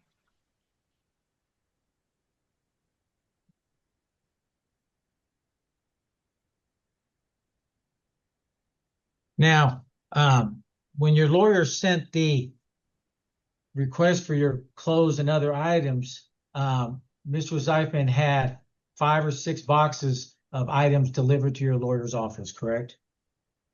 Yes. And since that time, he has told you that any belongings you had and properties he owned in Sweetwater and Midland have been boxed up, placed in storage, and you can get them whenever you want, correct? No, I've been told that in writing by him that I'm not to approach any of these properties, not to step foot on them, including for my grandmother's funeral. Well, are you aware of, have you received copies of the course of the several letters I've sent to your lawyers saying, let me know when you can want to go pick up those items in Midland? Have you seen those documents? I'm aware that they were sent, uh, and but again, I'm not allowed to be on the premises, and he calls police. So Well, sure, but you understand it's something that your lawyers can arrange for you to get, just like they arranged for you to get items last November, correct? my items last November were, Right. we want to discuss what those were. No, I just, I'm sure that's you not don't. hold on, ma'am. That's not my question. Stuffed animal in it. My question is when your lawyers have asked me to get you items that we have, I've accommodated that, correct? You have not. Well, we had boxes of your stuff sent to your lawyer's office last November. Yes or no? Some of it was my stuff. Some of it Yes. wasn't. Oh, okay. Well, there were boxes of items sent to your lawyer's office last There were November, boxes correct? of items sent to my lawyer's office. Yes. All right. And your lawyers asked if they can go to Mr. Zeifman's office building to examine this yellow piece of furniture. You're aware of that? Okay. And you aware that your lawyers went over there, set a time with me, and went over there and looked at it. Are you aware of that? I I just don't recall this time. Are you aware that I've told your lawyers they can get that piece of furniture Yes. anytime they want? Yes. Yes, I am Okay. aware. Okay. And as we sit here right now, you haven't done that yet, have you? Well, I can't afford, I don't have any money to have it put anywhere. I don't Well, know. you had a month ago, you had $55,000 in your bank account. Sure. That's all I have. It's Okay. everything. It's And everything. I don't have he, everything was taken. My daughter's college account, poof, it objection just went away. non-response. He took it away. It's the Okay. same. Mr. Zeifman didn't take your daughter's college account, did he? Yes, he Remember, did. you're under oath. I remember. So are you. All right, look at exhibit number 4, petitioner's exhibit number 4. Have you seen a copy of this letter that I sent to your lawyers on March 17th, 2026? Yes. All right, and do you see where in that last paragraph, I notified your lawyers you do have some personal items in Midland and Sweetwater which have been placed into boxes. You read that, didn't you? Yes. And then I said, please let me know a date and time for when your client would like to retrieve these items, correct? Yes. And as we sit here right now, you've not taken any effort to obtain those items, whatever is in those boxes in Midland, to get them back, have you? Your That's Honor, incorrect. I'm gonna, let me make my objection, ma'am. I'm gonna object on the grounds of relevance, and also this largely lacks foundation unless he's trying to say that some of these items I'm requesting are in these boxes. What's the relevance? Well, the relevance is that, I'll overrule the objection. go ahead, ma'am. As we Um, sit here right now, have you made any effort to get those boxes yes. from Midland? Okay, what have you Yeah, done? Tell me. yes. Right before my grandmother died, and then when she did die, she had asked us to host her, uh, the the people, the family and friends who went to Sweetwater for her burial at our house, at our home there. And I asked to please have access to the house and to retrieve her pictures and her for things. And I was told, or through you, my attorneys, that I was not to step foot anywhere near the property. And I also asked the caretaker, Vivian, if she would be able to get some things out. And she called Mr. Zeifman and he I said, object to the hearsay. You're not allowed to testify what someone else said. I tried. That was my try, and that's what I heard. Isn't it true, man? The deal you're talking about now is you wanted to go spend the night in Mr. Zeifman's property out there, and he said, you're not going to spend the night at my property. Isn't that true? No, All right. Look at it, petition exhibit number 5. Did you get a copy of this letter that I wrote to your lawyers on June 15th? Yes, I did. And in this letter, I've said again, if you want your stuff, these places, just let me know, correct? You sure have. Are you aware of any communications in writing from your lawyers to me responding to these offers for you to go get your stuff? I don't believe these are offers, but no. Okay.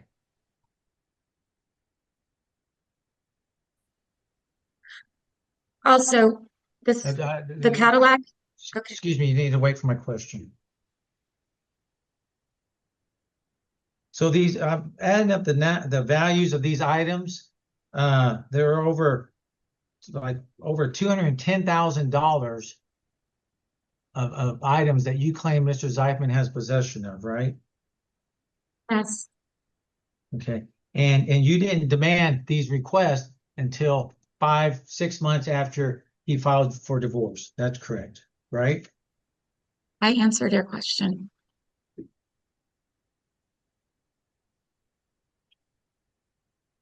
Now, in this case, you're challenging the prenup. Is that correct? In this, yes, I am. Right. In this, not this today. Yes. Right, I understand. But in this pending divorce case, you're challenging the prenup, correct? Yes. And the first time you got married to Mr. Zeifman was in December of 2021, correct? Correct.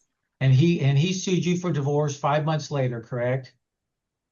Yes. And in that first divorce proceeding, you hired a lawyer to represent you, and her name is Daryl Wyman, correct? Clifford and I agreed on a lawyer to not to divorce for a divorce, but to help us reconcile what he said was an indefensible prenup that a marriage wouldn't work with something that unconscionable, and that he only had it in place because we did it like the day of, and he never thought that he would want to divorce me. Objection non-responsive. Ma'am, the court has taken judicial notice of that first divorce case, which means the court knows what's in those pleadings in that case. You understand that? Okay.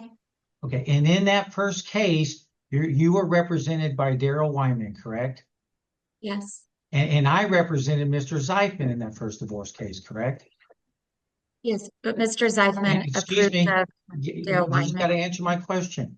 And in that first divorce case, Ms. Wyman filed a challenge to that prenup on your behalf, correct? Yes. She alleged that the first prenup was unconscionable and you signed it under duress, correct? Yes. Okay, and that's the same allegation you're making for the second prenup in this case, correct? Yes, but also you've answered my question. You've answered my question. And then well, are you challenging the prenup in the present case? Okay, on what basis? On those that you said, the unconscionability and the I'm also challenging it on basis of it's not my signature on a lot of the document. It's not valid. I didn't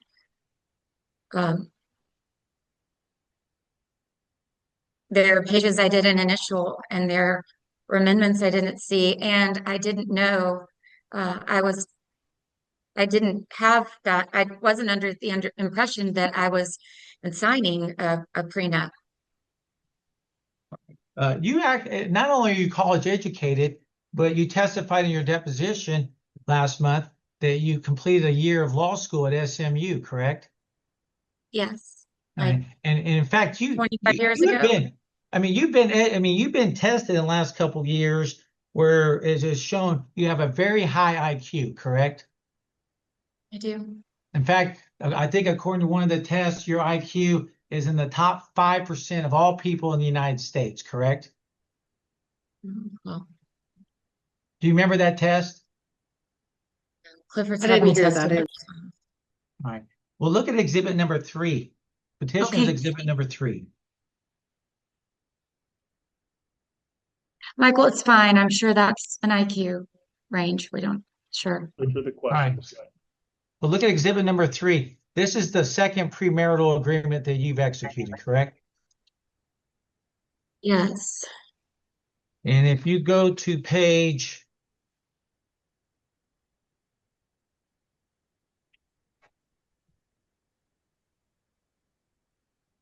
go to page 20 of 21.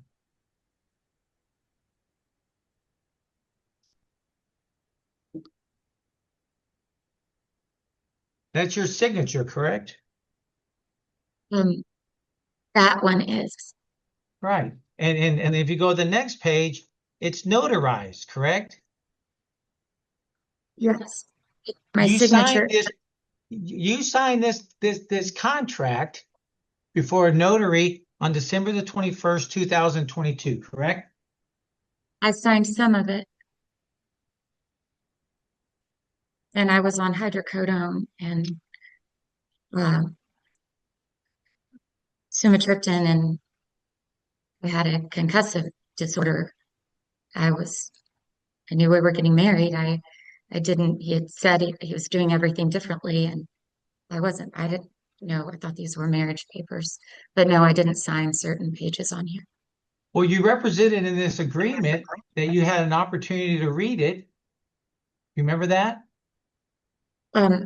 The opportunity? No, the day that he decided we were going to get remarried, all I remember is a text where he said he was on his way to pick me up, and he sent some kind of document, and then picked me up and drove me to, it was not Bastrop. He drove me to Hayes County, and I was on a walker. And on that ride to Hayes County, he said this was all going to just be really different. He messed up the first time, and he was so sorry. And then when we got there, there were papers to sign, but there was no we didn't talk about them or anything. Well, look at page 19 of this document. And Your Honor, I need to offer this into evidence. What's the exhibit number? 3, petitioner's exhibit number 3. Any objection? No objection. Admitted. Look at page 19. You see all those representations that you made? Uh-huh. You represented that you entered into the agreement voluntarily. You see that, B? I do. I recall standing on my walker and having to sit down and just initial. So yes, I see that. Okay. You reached an hour, Mr. Burnett, just so you Okay. know. All right. Thank you, Your Honor. And then did you also understand that, or you do understand now, that in this agreement, you waived any claims you would have in the past or in the future against Mr. Zeifman's separate estate? Do you remember doing that? I do not remember doing that. I am aware of that now. Okay. And this prenup is substantially the same as the prenup you executed in December of 2021 that you claimed was unconscionable, correct? Yeah, correct. I mean, the first prenup is exhibit number petitioners 1. You can put that up, Ms. Young.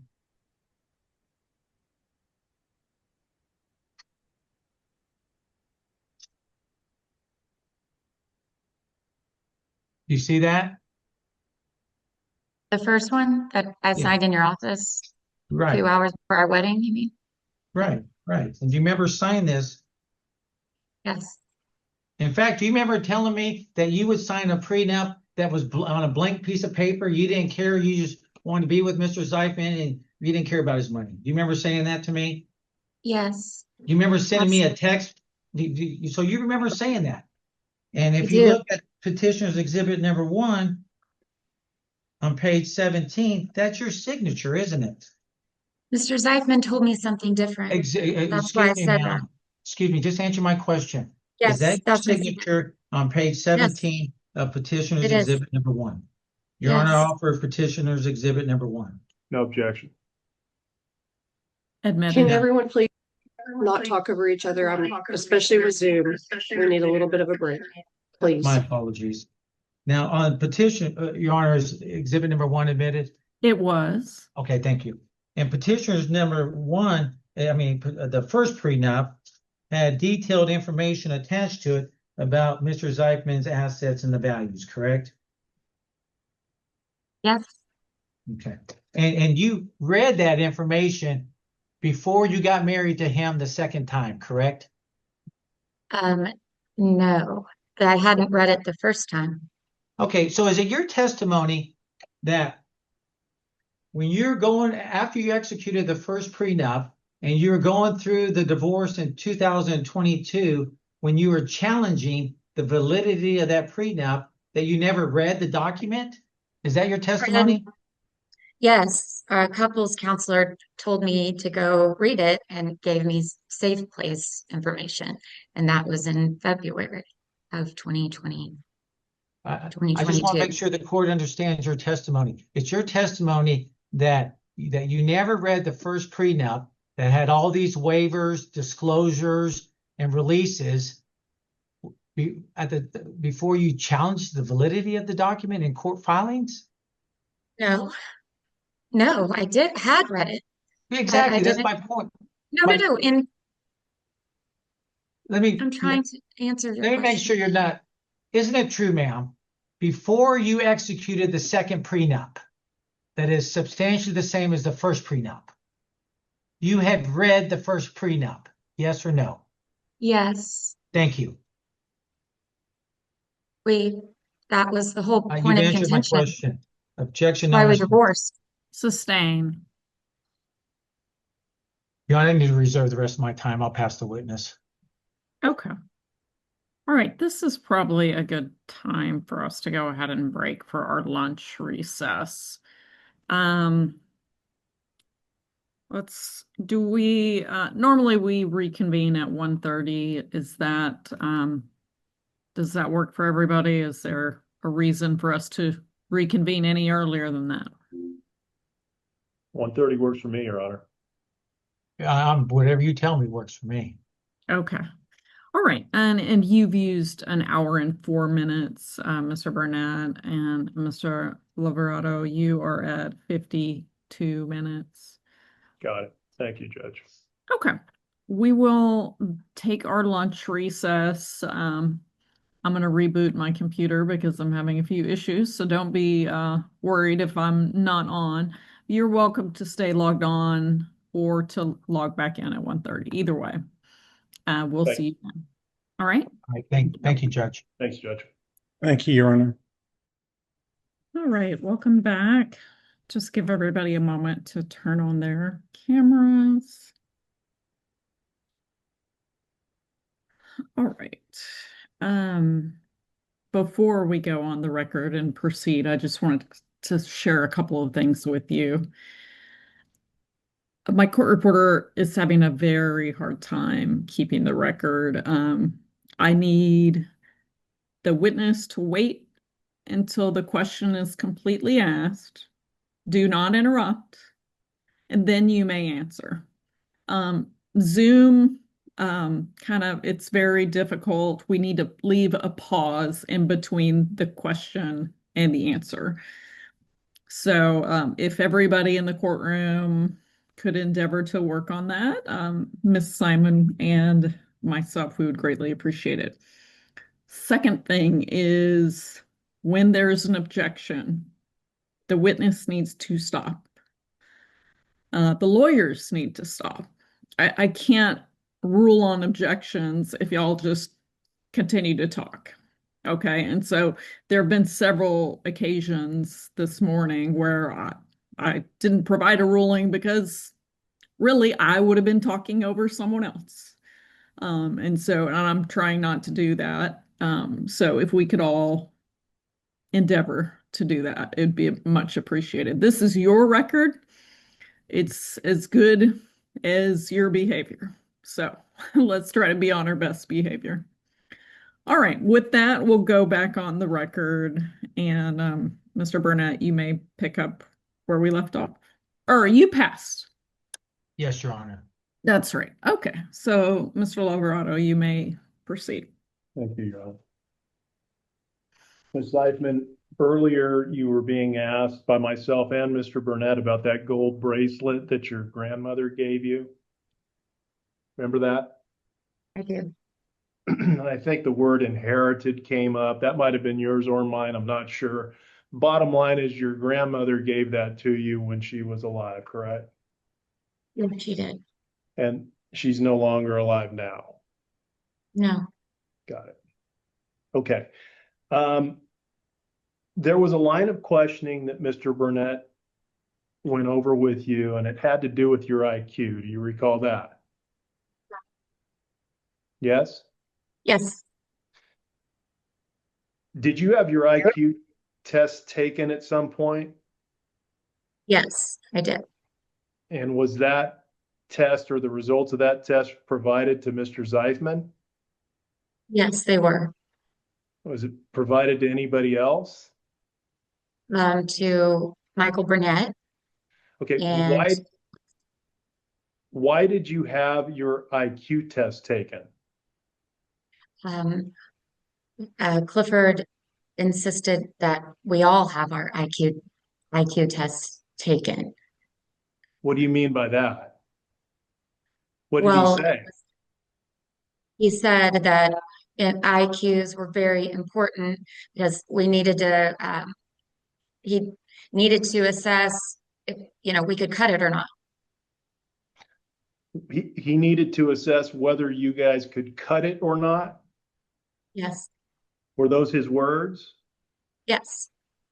So who was tested? All of us, me, my children, his children, all of us. Is your understanding that he had all of his children tested and all of your children were tested, correct? Correct. Why did you allow your kids to be tested? I think maybe a better question is why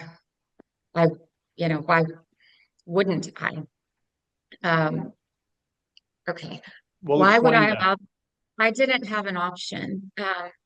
When Mr. Zeifman made demands and they weren't followed, then we had to follow them, or else he would lock us out.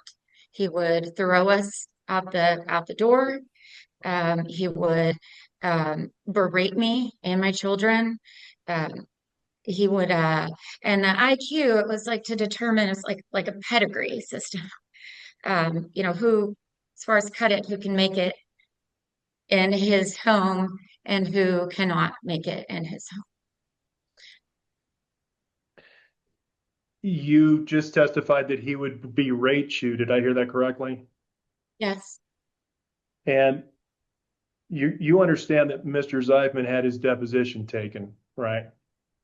Right. Okay. And in that deposition, do you remember whether or not there were recordings of Mr. Zeifman berating you played in front of him? Yes. How many recordings are you aware of that you have of Mr. Zeifman yelling and berating you? Dozens. A dozen. Ms. Zeifman, do you have any diagnosis as it relates to your mental health? Yes. Your Honor, at this point, I'm going to object to this line of questioning. I've requested her mental health records and I've not received any. And so I think it's improper, and I also object to the relevancy of this at this point, especially since I don't have the documents to cross-examine her. Okay, sustained.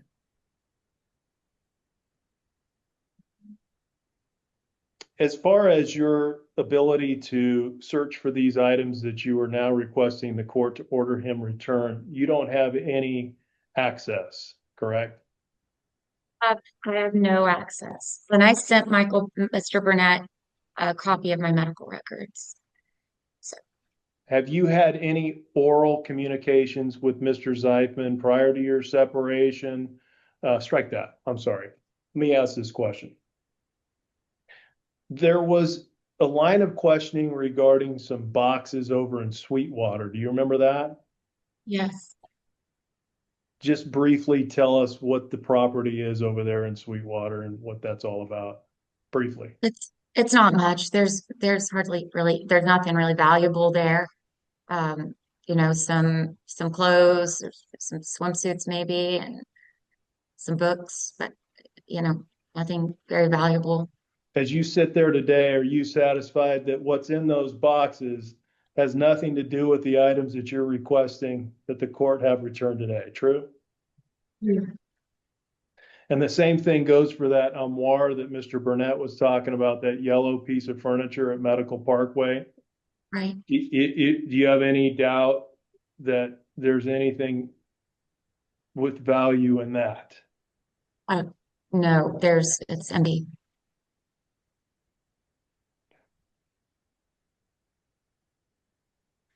With regard to the prenuptial agreement, Mr. Burnett went over two of them with you. Remember that?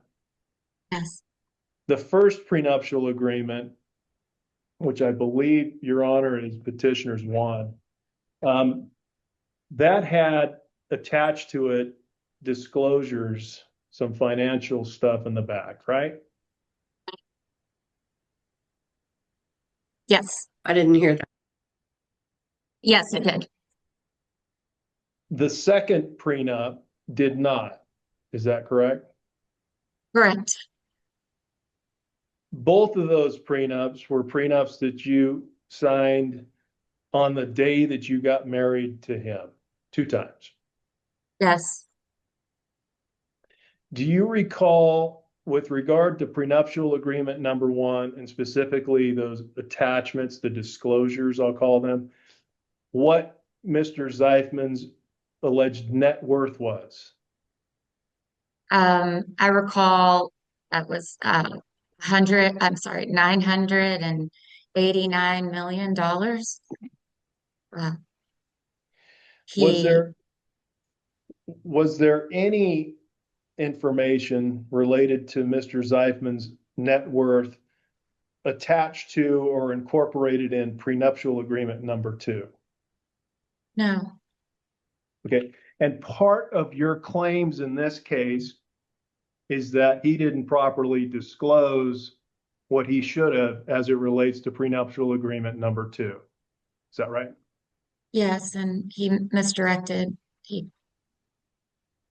not only didn't provide the information, he represented that the document was whatever, it was just totally different, a whole new marriage with because no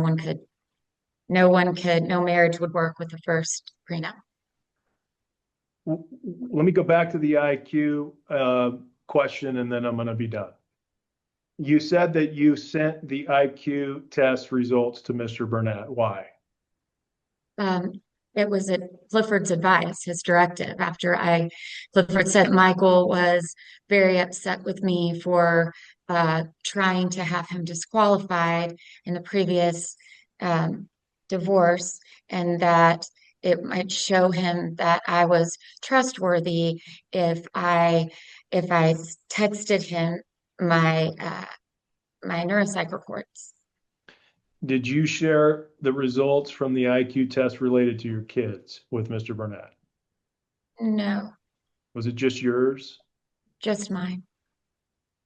I'll pass.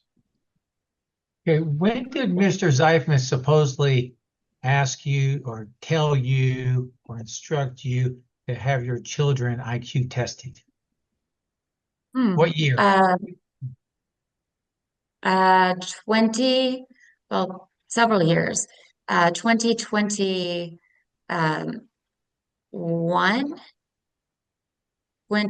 Everett was tested several times. And Vivian was tested in, I believe, 2023. That was several years ago. All right, your son Everett, he had series tests done because he has special needs, doesn't he? Yes or no? No, Are you testifying your son does not have special needs? I'm testifying that my husband made up a condition that he had, and that was not real. And so he does not have the special needs, as is. No, he does not. Well, who has primary custody of your son Everett? Technically, I do, but he elected to live with his dad in West Texas most of the school year, so he's mostly there. Yeah, he's rarely in Austin, correct? He's in, I see my son about once a month. Right, once a month. Now, Vivian, are you testifying in front of the judge that in 2023, Mr. Zeifman insisted that she get IQ tested? Is that your I testimony? don't Yes. know that it was 2023. They were both tested. She was tested after he was, but yes, Okay, yes. All right, thank you. All right, who did the IQ test on your daughter, Vivian? What's that doctor? I mean, what is that professional's name? Dr. York. Dr. York, and you have a written report. Yes, Okay. And now you have another daughter who's older, correct? yes. Ella's her name? Ella. Did she get IQ tested too?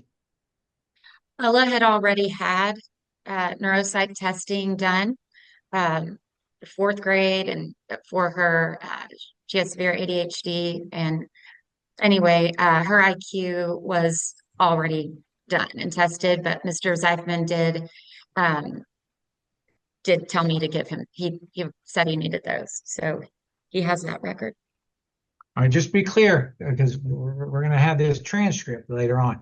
Is it your testimony under oath that is it Dr. or York? Mhm. Dr. York Dr. did an York. IQ test on your daughter Vivian in 2023 or thereafter. It could have been 2022.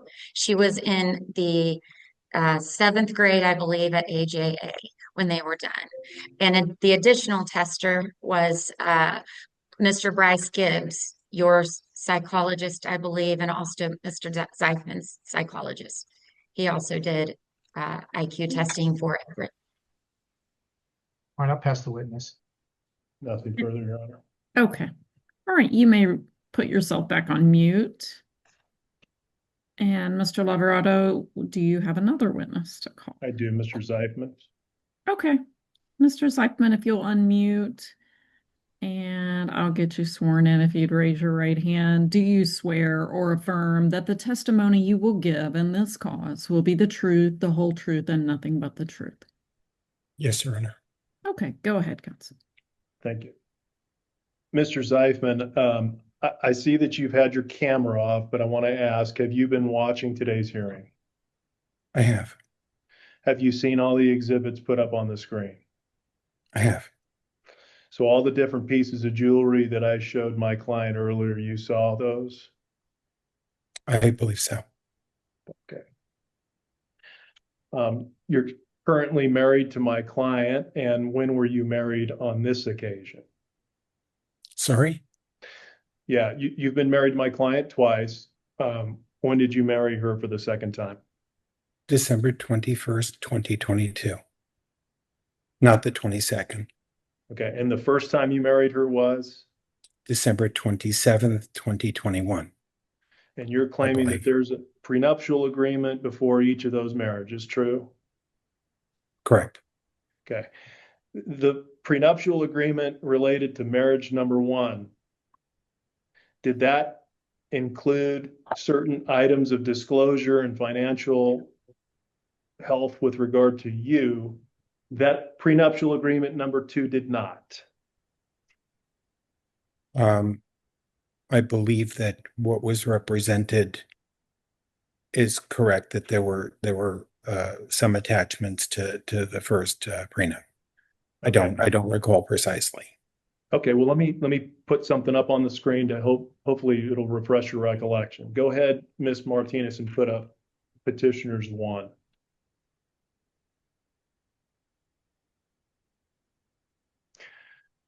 And if you scroll to the beginning of the document, please. First of all, this is an exhibit that your lawyer used earlier. You recognize it?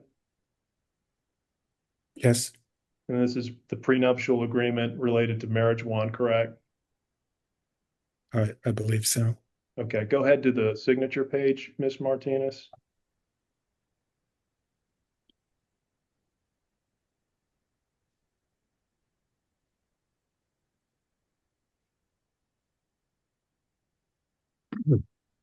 That's your signature, sir? I believe so. Next page. It was notarized, correct? I believe so. Next page. And then you'll see attached, you have Exhibit A here. Keep going. Separate property and separate liabilities of Clifford Zeifman. Do you see that? I see Exhibit B Okay. mentioned. Assets, see attached financial statement. Liability, see attached financial statement. Keep going. And then there are a number of documents that follow. Let's just kind of scroll through these, please. Stop there. Okay. So you recognize that these particular attachments were in connection with prenuptial agreement number 1. And a lot of what's blacked out here would be the numbers related to, for example, income, correct? Presumably, I'm not. I'm. Okay. So, Are you sir, asking if I'm? let me ask another question. What was your net worth as of the date that this particular prenuptial agreement was signed? I do not know. Was it over $100 million? I do not know. You have no idea what your net worth was in 2021, December of 2021. I do not know. You can't tell me whether or not your net worth was 100 million versus 900 million versus 10 million. That's your I testimony? can. I'm sorry. Is that your testimony? I can tell you that my net worth in 2021 was nowhere near $900 million. And I can tell you that my net worth in 2022 was nowhere near $900 million and continues to be nowhere near $900 million. I don't know where that number comes from. When I hear nowhere near 900 million, are you saying it was less than that? Yes, I'm not. Okay. Nowhere in the ballpark. Sorry. If it's nowhere in the ballpark and nowhere near 900 million, then give me a number, if you can, of what it was near. I don't have a number. The vast majority of my assets don't have I don't own publicly traded securities. That they don't have a value, a traded value. It's it's pretty it's a fairly speculative number, but that's not the number. I wouldn't. I mean, let's put it this way. If you can produce $900 million, I'll sign over all of my assets to you. Objection, non-responsive. Get me 900 million, or better yet, today is your lucky day. Get me 820 million, 90% of that, and I will, or 810 million, I'll get it for you. Okay, I'll try my best. Okay. Sir, let me ask you this. On the documents that were attached to prenuptial agreement number 1, of course, we're looking at one that's redacted. Is there going to be some number on those documents that would have shown at that time what your net worth was? This is a document, I believe it says Bank of America Private Bank. This is a document that is produced annually for the bank, for the lenders. It may be for M&T Bank. And it requires that we make up a number. It's a very, it's a very loosey-goosey, speculative number. I'm not exactly sure what you mean by that. My question to you, more I don't specifically, I don't own publicly traded securities. The value of most, illiquid, privately held things is not well established. so is it your testimony that as of the date prenuptial agreement number 1 was signed, that the disclosures that you attached to it with regard to your net worth would not have been something that could have been ascertained at that time? It's highly speculative. It's highly speculative. These documents are produced largely for the bank annually, with the understanding that we don't know what the value of a small piece of art or a small piece of real estate is, until we go to market it. So if you're indeed saying that with regard to what was attached to prenuptial agreement number 1, there was nothing attached to prenuptial agreement number 2, right? I do not believe that there was a schedule. It was literally produced a couple of weeks after divorce number 1. Do you recall whether or not, in connection with prenuptial agreement number 1, there was some net worth number that you had provided in that disclosure? I do not recall, sir. Okay, if I represented to you 150 million, would that sound right to you, or does that sound high or low or what? I don't know. I couldn't give you, I couldn't tell you. I can tell you that the the values of things like real property are closer to a number that I would stand by. Everything else is really conjecture. So is it your testimony that the disclosures that you attached to prenuptial agreement number 1, other than real property, as far as your assets are concerned, would have been mere conjecture? Yes, but I would also offer the caveat that that's true for anyone who's offering you the value of illiquid, non-publicly traded, closely held things. They fluctuate wildly. I mean, there's a reason why members of Congress, when they make disclosures, say they have, from $500,000 to $50 million in some kind of closely held company. Understood. It's very common that it's a range of 50, 100 times. It's not, I didn't make this up. Okay, thank you. Let me shift gears. I want to talk to you about the property that we're here for today. And that is, you saw rings 1, 2, and 3 and heard those discussed, correct?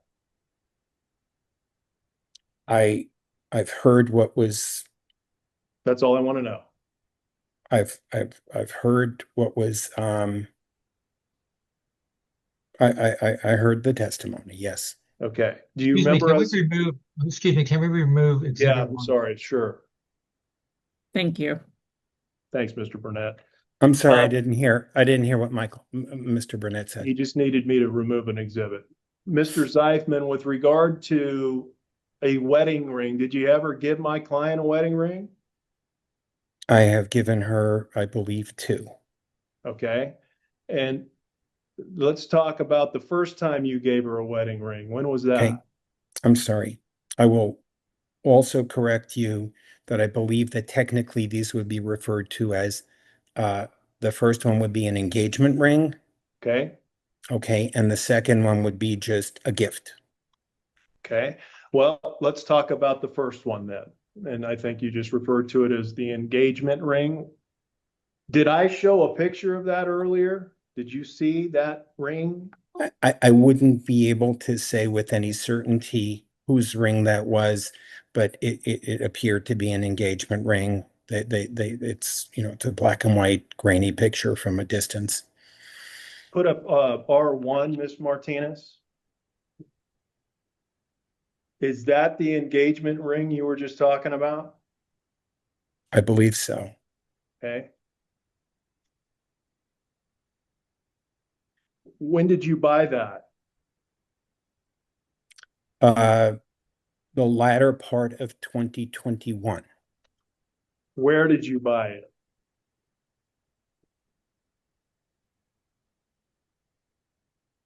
I purchased it online.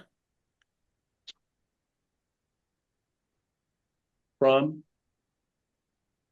A vendor called Blue Nile. Do you recall if this particular ring we're looking at is an Asher 5-carat diamond ring? I do recall. Is that what we're looking at? It is not what you're looking at all. Okay. Well, tell me about this ring then. How many carats is the ring that we're looking at? I don't have the specs in front of me, but I believe that is a cushion cut, that the center stone is about 2.61 carats, and that is a Zach Posen setting from Blue Nile with a couple of smaller diamonds to the sides. And I appreciate you describing that. I had no idea what you said there or understood it, but let me ask you this. What did this ring cost? I recall it costing somewhere between 25, 26, and $30,000. I don't know precisely. Do you have any documentation to that effect? I'm sure that I can obtain documentation. Okay, because we've asked for it and I haven't received it. So if you can secure that for me, I'd appreciate it. Now, you talked about another ring that you gave her. You corrected me. I called it a wedding ring, but you said you would refer to it as a gift. So we've just now talked about the engagement ring. Take that down, Miss Martinez. Tell me about the gift ring. What was that? Fairly in the recent past, a almost 10 carat mine cut diamond ring in a platinum setting was obtained at Audrey's request. When was that? Maybe 2024, something like that, more recently. How much was that ring? I don't recall exactly. It might have been in the neighborhood of, $10,000 plus or minus, maybe a little bit more. I don't recall. They're not that expensive. I guess that's relative, but let me ask you this. As far as ring number one, the engagement ring is concerned, where is that ring right now? I do not know, sir. When was the last time you saw it? I don't recall. I just don't recall. I don't know. Well, did you have it in your possession the last time you knew where it was? I did not. Who did, as far as you know? Audrey. You didn't take that ring to secure it or clean it or do anything with it? I did not. What about the gift ring you just talked about? Is that with you? It is not. Where is that, if you know? Um, I don't know, but I believe that Audrey testified that it's with her. Not sure what you heard, but she's certainly wanting you to give back what she says are 3 rings, but you don't agree that there's 3 rings at all, do you? I do not recall this this third ring that that is being discussed. Other than the 2 rings you just described, sir, are there any other rings that you gave my client? I believe that there were numerous gifts along the way, what would be called a wedding band, and other, what do you call it? Just run-of-the-mill jewelry. What is run-of-the-mill jewelry? I don't know. You tell me. Just a ring, not an engagement ring. That's a, like not a diamond solitaire engagement ring. Where is that jewelry, sir? I don't know, sir. As I've told you before, I don't know. Do you recall me showing a picture to my client that was of a silver container, a box, if you will, that had jewelry within it? I believe that I heard her refer to an anthropology box, Yeah. which Miss Martinez, bring that exhibit up, please.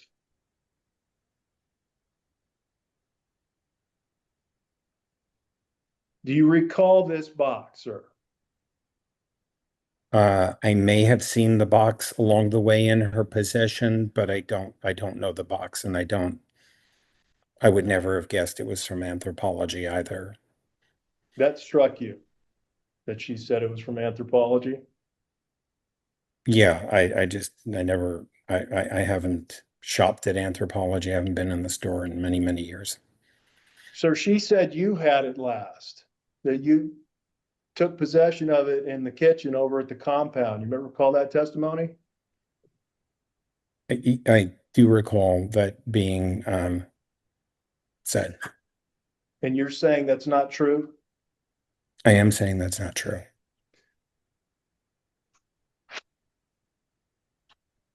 You can take that. Well, before I do that, do you see that gold bracelet towards the front of that container in this photo? I see what appears to be a gold bracelet of some sort on the left-hand side toward the front. Yes, Okay. Do you recognize it? I do not. You You have see 10 those- minutes, 10 minutes Oh remaining. boy. Okay. I don't believe I've ever seen Audrey wearing that. I don't recall that item. Mr. Zeifman, you don't have any jewelry of hers in your possession? I do not. Take that photo down, please, Miss Martinez. Do you have the passports? I do not. Who has the passports, if you know? I do not know. I've told you I do not know. I did not control her passport or her children's passport ever. Mr. Zeifman, you haven't paid any attorney fees yet, have you? Not a dime. I don't. Um, I don't believe that I'm paying attorney's fees. Why not?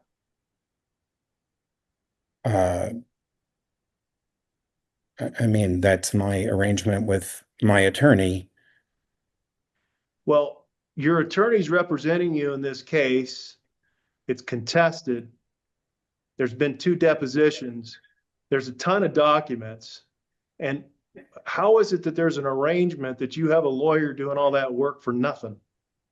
I didn't say, we have not discussed how this will get compensated. I have a well-established relationship with Michael, and we'll figure it out. I'm not sure what that means, sir. Can you explain that? I'm not sure No. the relevance of this, Your Honor. I'm going to check to the relevancy. My fee arrangement has nothing to do with his client's fee arrangement with him. What's the response, Mr. Lorado? Well, Judge, I have a client that has a bill that she gets invoiced every month, like most lawyers I know, and she can't afford to pay it. This particular person who's got tons of resources hasn't paid a dime, and I want the court to understand what that's all about, especially when I'm asking him to pay for my fees. Same objection. The law is clear that my fees, my invoices have no bearing on whether his client should pay him. I'll sustain the objection. Mr. Zeifman, you're under oath. You understand that? Yes, Have you told the court the truth today? I have. Have you ever forged a document to the IRS? Have I forged? Are you referring to my having a dog sign an appraisal for a donated property? Yeah, Yes, I'm referring to that. I told everyone who would listen that funny story, and I told the IRS what I did. So under oath at your deposition, you swore that you purposefully signed your dog Solomon's name as an appraiser, that you sent over to the IRS. More True? precisely, I donated a property and I deducted the amount of money that the property was sold for at closing. And at the last moment, my accountants asked me for an appraisal. And I provided an appraisal signed by Solomon King. And I told them that the Solomon King was my dog. You told the IRS that Solomon King was your dog? I did. I told my accountants, and because I had deducted precisely what the property was sold for at closing. It was And just never owned by the nonprofit for more than a millisecond.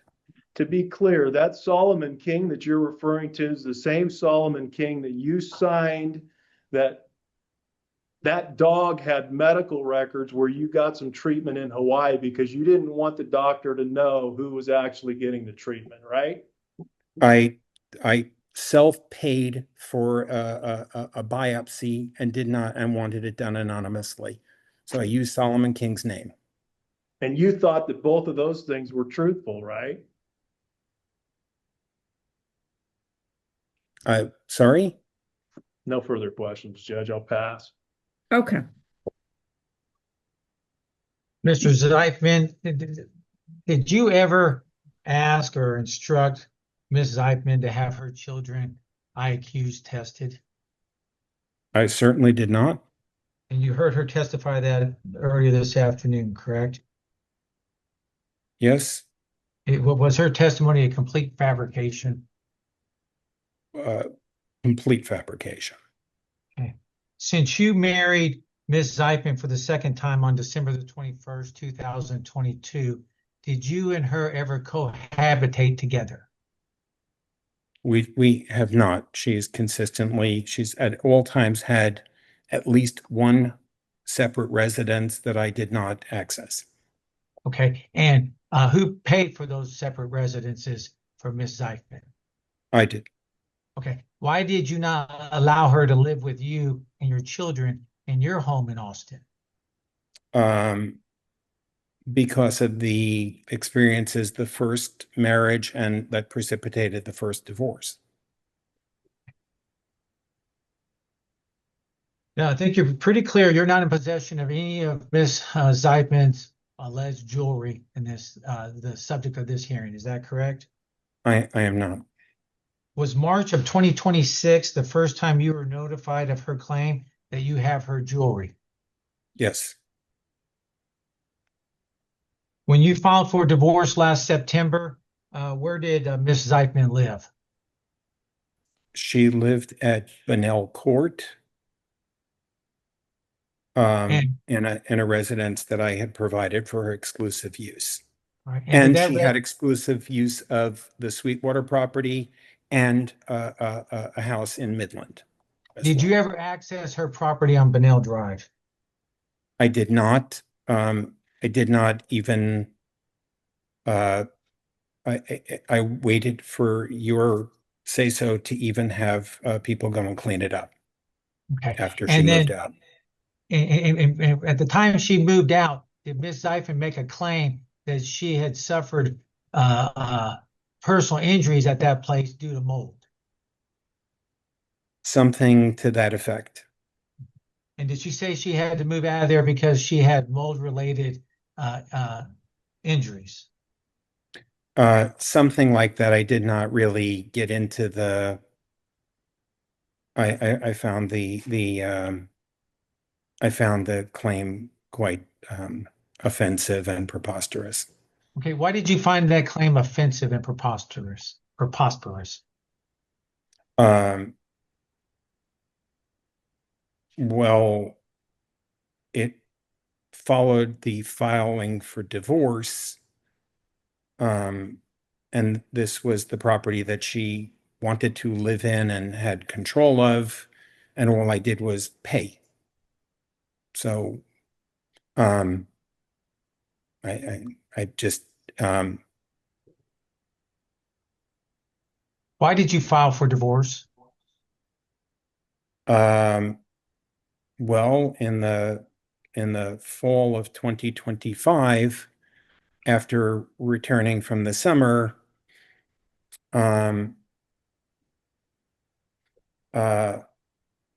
Audrey was spending a lot of time.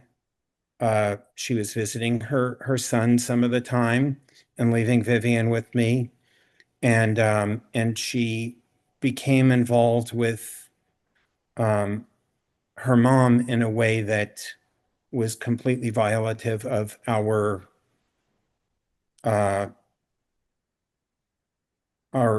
agreement. What do you mean by that? Her mom was at what's it called, a memory care facility at a assisted living place, and I had uh, I had put money up for that, and I had assisted with smoothing over misunderstandings with the state of North Carolina and the county of, I think it's Gillespie County, and I had agreed to be like a financial caretaker for the mom who was experiencing dementia, and this turned into another attempt by Audrey to gain control of the mom's person and estate in complete contravention of everything that was agreed. Okay. Do you have personal knowledge of Ms. Zyphon forging a document to get her mother into Westminster? Yes, I saw that, and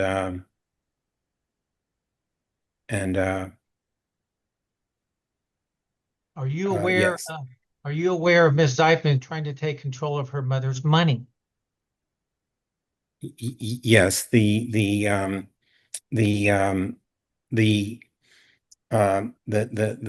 close friend of her mom's, the childhood friend who had helped the mom, relocate from. I had assured everyone that this was not the same Audrey. This was not going to happen again, and it did happen again. I'm aware from that lady that Audrey has threatened her, told her she doesn't want her to see the mom. Everything was Sorry, I'm muted. Objection, hearsay. That's Sustained. fine. We'll move it along. I'm short on time. Mr. Zyphon, was Audrey Zyphon previously married to a person named Kip Lewis? I believe so. Okay. And did Audrey admit to you last year that she falsely made a claim that Kip Lewis assaulted one of her daughters? Yes, she did, but she said that he was a creep, so it didn't matter. And isn't it true that Kip Lewis was arrested here in Austin for sexual assault of a child, correct? I don't know precisely why he was arrested, but I do know that he was arrested and that all charges were dropped by the DA, by CPS, and by APD. And I understand that that is not a typical outcome. All right. Now, when you executed the second prenup on December the 21st, 2022, was Ms. Zeifman on a walker as she testified before Judge Mangrum this morning? Not at all. Was she as was she on crutches? she was not. Was she using a cane? I do not believe so. Did she have a trip planned to go to Cozumel with some friends 3 days earlier on December the 18th of 2022? Yes, what was told to me was that she had a trip with some friends because she needed to relax, but it turned out that it was a trip with her, the boyfriend that she had in the summer of 2022, and that I believe she has since reconnected with at various times during our marriages. Okay, were you at Ms. Zeifman's deposition? No, I was not. Okay, and do you know the name of the so-called entity or employer where she testifies she just got a job making six figures? I do not. All right, did you ever contact any employer of Ms. Zeifman's? I did not. I'm not aware of any employer of hers. Now, Ms. Zeifman testified that she took a trip with you to Portland in early 2023, and during that trip, you took from her that first engagement agreement. Do you remember her testimony on that?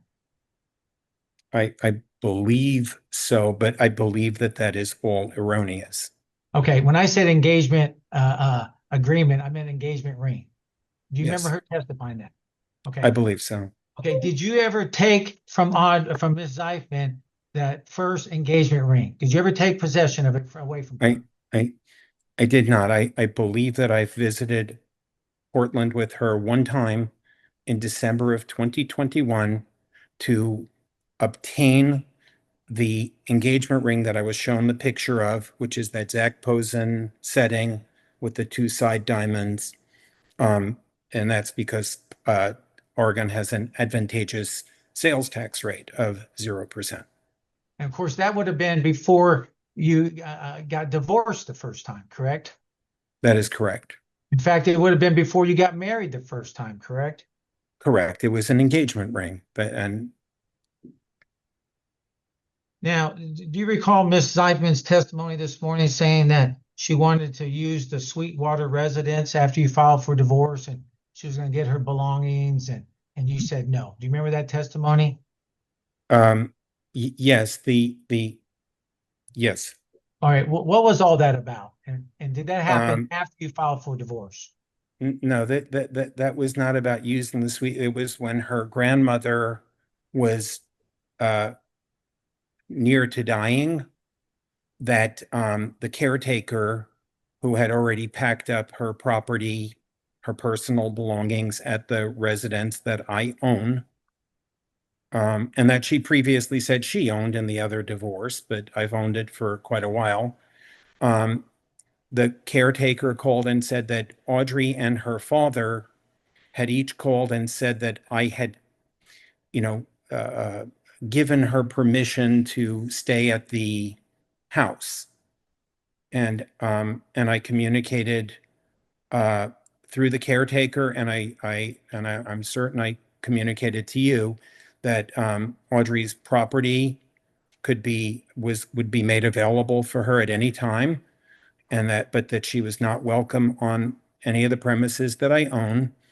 And I'm sure that contemporaneously I had discussion with her father's sister, her aunt, telling them that if they wanted to go on the other property that I own in Sweetwater, which is near to the graveyard, the cemetery, that they would certainly be that they could use my premises. Okay. Have you ever refused to give Ms. Zeifman back any belongings that are in your possession, custody, or control? No. In fact, And do you going back want her to to get the stuff that you have? yes.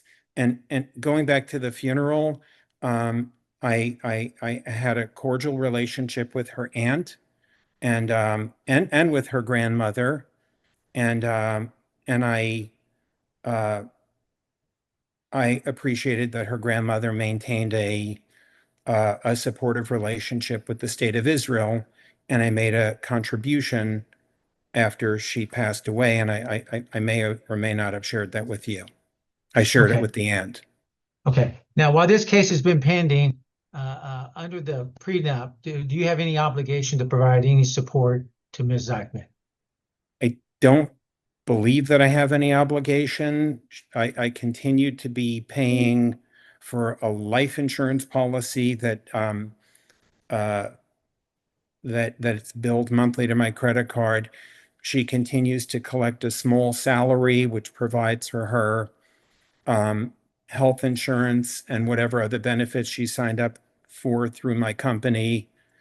And I believe that her phone and her daughter Vivian and Everett's phone and her son Everett's phones continue to be on my T-Mobile plan.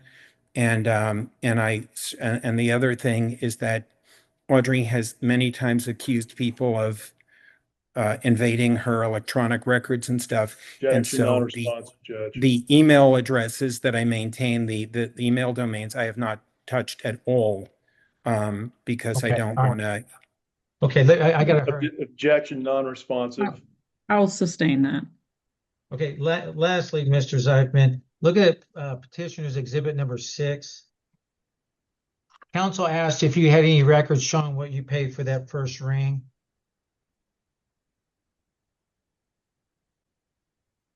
Now, if you go down to the third page, It's going to be close to what I told you, 26,000. I can't read. It's too small. okay, What is does it this the say? ring? Is this the ring that it was the first engagement ring? Yes, the Zach Posen ring, and it's about $26,000, correct? And if you go to the first page, the email from Blue Nile, you see the date November 23rd, 2021. Yes, yes, and we went to Portland in December of 2021, as I indicated. Offer petitioner's exhibit number 6. No objection. It's admitted. All right, I passed the witness. Mr. Zeifman, briefly, you mentioned that my client made up a story about Kip Lewis, a very serious story that resulted in his arrest. Is that your testimony? I don't know if she made up the story from whole cloth. I do know that over the years, she's acknowledged that that she made allegations and stood by allegations that were incorrect. She apologized to his sons for what she did. Okay, so I want to be very clear about this because it's a very serious claim you're making here.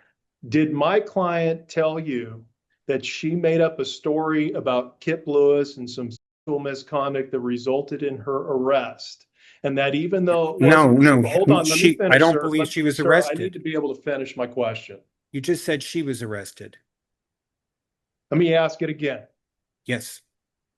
Did my client tell you that she made up a story about Kip Lewis and some sexual misconduct that he perpetrated that resulted in his arrest, and that even though it wasn't true, it's okay because he's a creep, or words to that effect? She did not. She said that her appearance in a documentary film, saying that she saw videos and all of the things she said to corroborate this, she acknowledged were embellished and untrue. Margaret Moore went on TV and said that Audrey. Did you tell the police or law enforcement or anything like that, or The anybody police. like that? Sir, I need to be able to ask my question. When you learned from my client that she embellished, as you said, regarding another person, specifically related to Kip Lewis, did you go and report that to anybody? I did not. My understanding was that it was fairly well accepted that All Okay, charges against the man were dropped. is there anywhere in writing, sir, where you have some communication from my client where she's admitting that she embellished anything about Kip Lewis? No, I'm certain that I saw text messages apologizing to his sons for perpetuating things that she did not know to be true. You're saying that you've seen text messages from my client to Kip Lewis's sons saying that she embellished about some misconduct of Kip Lewis? 100%. I believe it's Cooper and something else. Cooper and I don't remember the names. But I was married to her at the time. Matter of fact, you helped her out prior to being married with regard to the whole issue surrounding Kip Lewis, didn't you? You helped her get legal assistance, correct? That would be completely incorrect. When I met Audrey, she claimed to be in this morass with Kip Lewis and with her mother, only she was the pursuer. She wasn't. The advice was to leave everyone alone. I'll pass the witness, Judge. Okay. Anything else? No, Your Honor. Okay. I take it there are no more witnesses to be called today. There are not, other than myself. I was just going to submit my attorney fees on the attorney fee affidavit, if that's okay with everybody. I am going to object to the hearsay on the affidavit. I further object to the billing invoices attached to the affidavit. Your Honor, they're so heavily redacted, it's impossible for me to testify, to be able to ascertain what they've done or not done on this case on the billing records. And if you take, for example, they'll just say redacted prep 1.5 hours. Throughout the whole bills, it's like this. It's impossible. There's no way I could ever tell under the case law that is insufficient to support attorney's fees. I'm supposed to be able to ascertain from the invoices what the work has been performed. And the reason why it's particularly important in this case is because based on the affidavit that they've typed up and want to introduce into evidence, they've billed almost $48,000 in connection with this motion dealing with the jewelry alone, which I think is excessive. That exceeds the total amount I would have billed Mr. Zeifman and going to bill him for the work on everything in the case, including depositions, exchange, and discovery. And so I object to that testimony. Okay. What's the response? Well, first of all, Judge, his client testified he hadn't paid a dime. So there haven't been any attorney fees as it relates to Mr. Zeifman. But I have an unredacted copy. If Mr. Burnett would like a copy of that, that's fine. On the other hand, if you took a look at what they redacted in the prenuptial agreement and the disclosures attached to that, which I really wanted to discuss with Mr. Zeifman, all of that was redacted as well. I figured since we're officers of the court that the affidavit and the numbers that I've discussed in that affidavit would suffice for Mr. Burnett, but I have an unredacted copy if you'd like to share, if you'd like to see that. The problem I have, Your Honor, is that I've not been provided a copy of the unredacted billing invoices prior to today. And so I don't have an opportunity to go through them. I don't question counsel's representation that he's billed that amount. I'm almost positive it's true. Okay. That's not my dispute.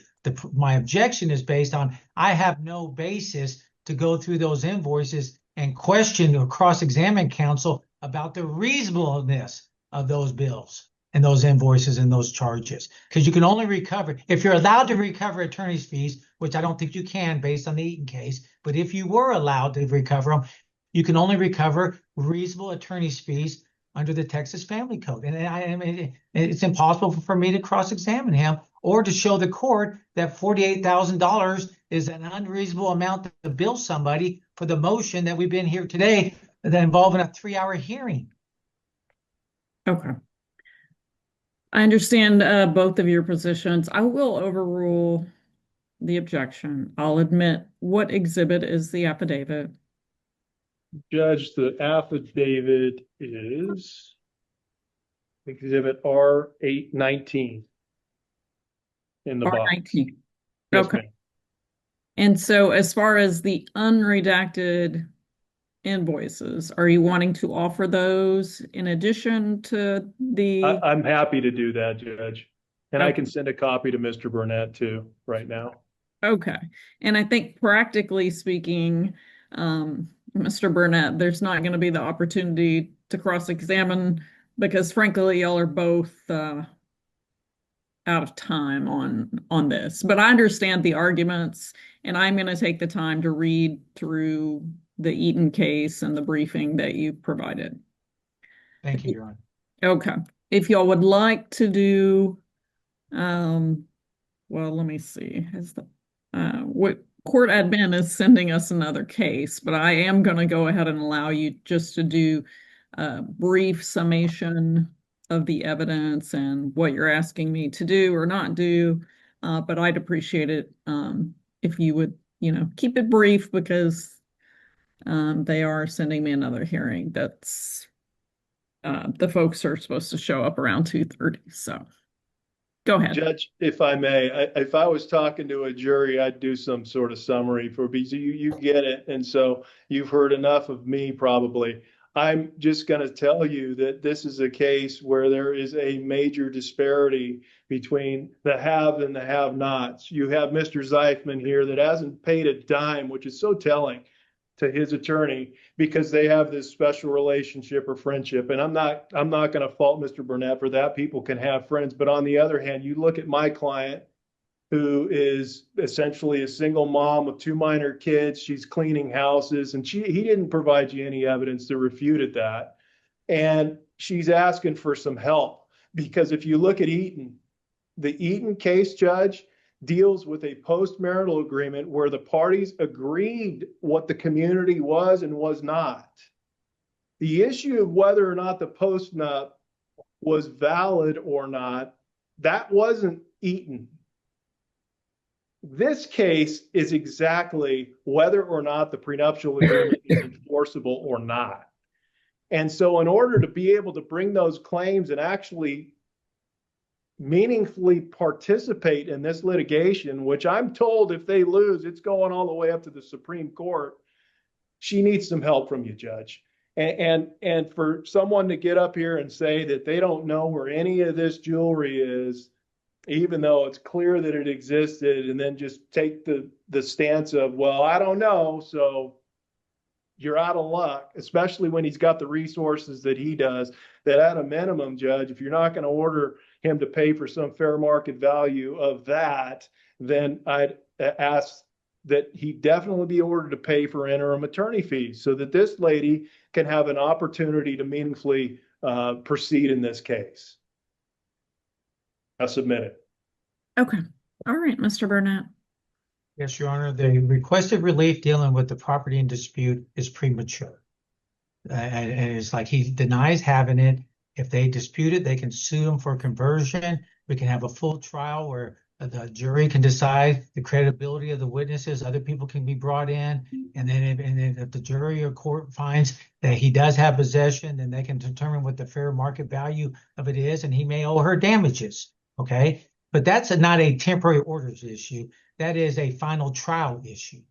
And that's number one. Number two, there's zero legal authority for them to recover attorney's fees in support of their motion for temporary orders on the property dispute. Third, dealing with their motion for interim fees. The Eaton case is right on point.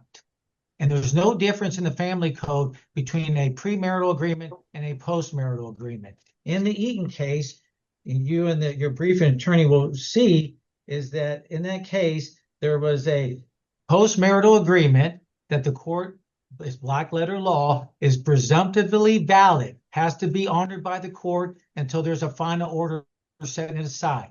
And in that case, there was a postmarital agreement that provided, and I'm going to quote, for no community estate. It wasn't a case where they said what's going to be community and what's going to be separate. It said no community estate in the Eaton case. Just like in the case we have here, the first prenup, and really the only one that's relevant today is the second prenup. There's no community estate. It's the exact same thing. And in that case, they had waived and released any claim against each other's separate estate. And that's exactly what they've done in this prenup. Is Ms. Zeifman waived, released any claims acquired or acquired in the future against his separate estate. And in the Eaton case, the trial court nonetheless ordered interim attorney. It was a temporary orders case. It's the only temporary orders case out there. The only one out there. And in that Eaton case, the trial court ordered interim attorney's fees that, based on the postmarital agreement, could only come from his separate estate. And they appealed it on mandamus, and the Court of Appeals reversed it. It said it was abuse of discretion to order him to pay attorney's fees from his separate estate on temporary orders basis when the spouse had released and waived any claim against that separate estate. I mean, you couldn't have a case more on point. The only difference between the two cases is, in the present case, we're dealing with a prenup, and in the Eaton case, it dealt with a postnup. But again, finally, under the family code, that is no distinction with any meaning at all. You can do it before you get married, or you can do it after you get married. And if we'd have a separate argument after we have this bifurcated trial. We go to trial first. If they're able to set aside the second prenup, then there's a presumption that everything is community. At that point, they can come in and ask for interim fees. But they can't do it now under the case law. And I would respectfully request that if the court does allow or order any interim attorney's fees, that you include in your order, Your Honor, with all due respect, that such amount be deposited into the registry of the court. Because if he has to pay her directly, the money's going to be gone. And if there's a appellate relief, we'll have no way of getting the money back. That's all I have. Thank you, Your Honor. Your Honor, can I just make one suggestion maybe? And that is, if the court wants, maybe we can do a reply brief to what they've just submitted. They just submitted this to me this morning, this Eaton case. And my read of it's much different than his. So if the court would like that, I'm just offering it. So I don't know that I'm going to need that. Okay. I'm going to pull the case and read it and see what I think it means. So I don't want to cause you to spend more time and energy on something that I'm pretty sure I'm going to look at and get out before the holiday weekend. Sure. So that's my goal. So I'll decline that invitation, but Okay. I do appreciate it though. I'm going to look at everything. I'll take this under advisement. My goal is to, let's see, Friday's a holiday. So my goal is to let you know by the end of business tomorrow what my thoughts are on this. Any questions? No, Your Honor. Thank you very much. No, Your Honor. Okay. Thank you, Your Honor. Thank you for your patience and letting us take care of those short hearings first. And seeing nothing else, y'all are all excused from the virtual courtroom. We do have our other litigants waiting, so we'll let you go before we bring them in. Thank you. Thank you, Your Honor. Thank you, Your Honor. Take care. Happy 4th. Happy 4th. Okay, well, to me it seems like she does deserve the jewelry that was hers, that was given to her, either her engagement ring or given to her as a gift. She deserves those rings. But does she already have them? It's very possible that she does, but she's trying to get more. That's just my opinion. I don't know. He says he has no idea where they are. But, my rings, my engagement ring and my wedding ring is on my hand. It stays on my hand. It doesn't come off my hand. It can't come off my hand. After 40-something years, it doesn't come off anymore. My knuckles are getting too fat. And my jewelry stays with me. So I don't know why she would hand that stuff over to him when she's not even living in the same place that he is. So I think that's the sign that I'm like, does that sound right? It just doesn't sound right to me. But if he has even $100 million in assets, he could easily buy her a home or let her move into one of his homes and then let her get on her feet. if he's going to buy her a home, you know, maybe it's a $500,000 home. Maybe it's not worth that, you know, multi millions that she's used to now. Maybe that's what she's saying. She doesn't have enough money to live because she's not able to live up to her standard. But let me tell you, I could live on that 50,000. I could live for quite a while. So I could live for quite a while on that. Just saying. Anyway, let me know what you guys think, because I don't know who's telling the truth. I don't know who's not telling the truth. But something's going on. Something's fishy. And it seems like she might just be gold digging. Just my opinion. But you guys tell me what you think. Thank you guys so very much for watching. Hit the like button on your way out. Hype this video. And thank you so much for watching. I will see you all next time.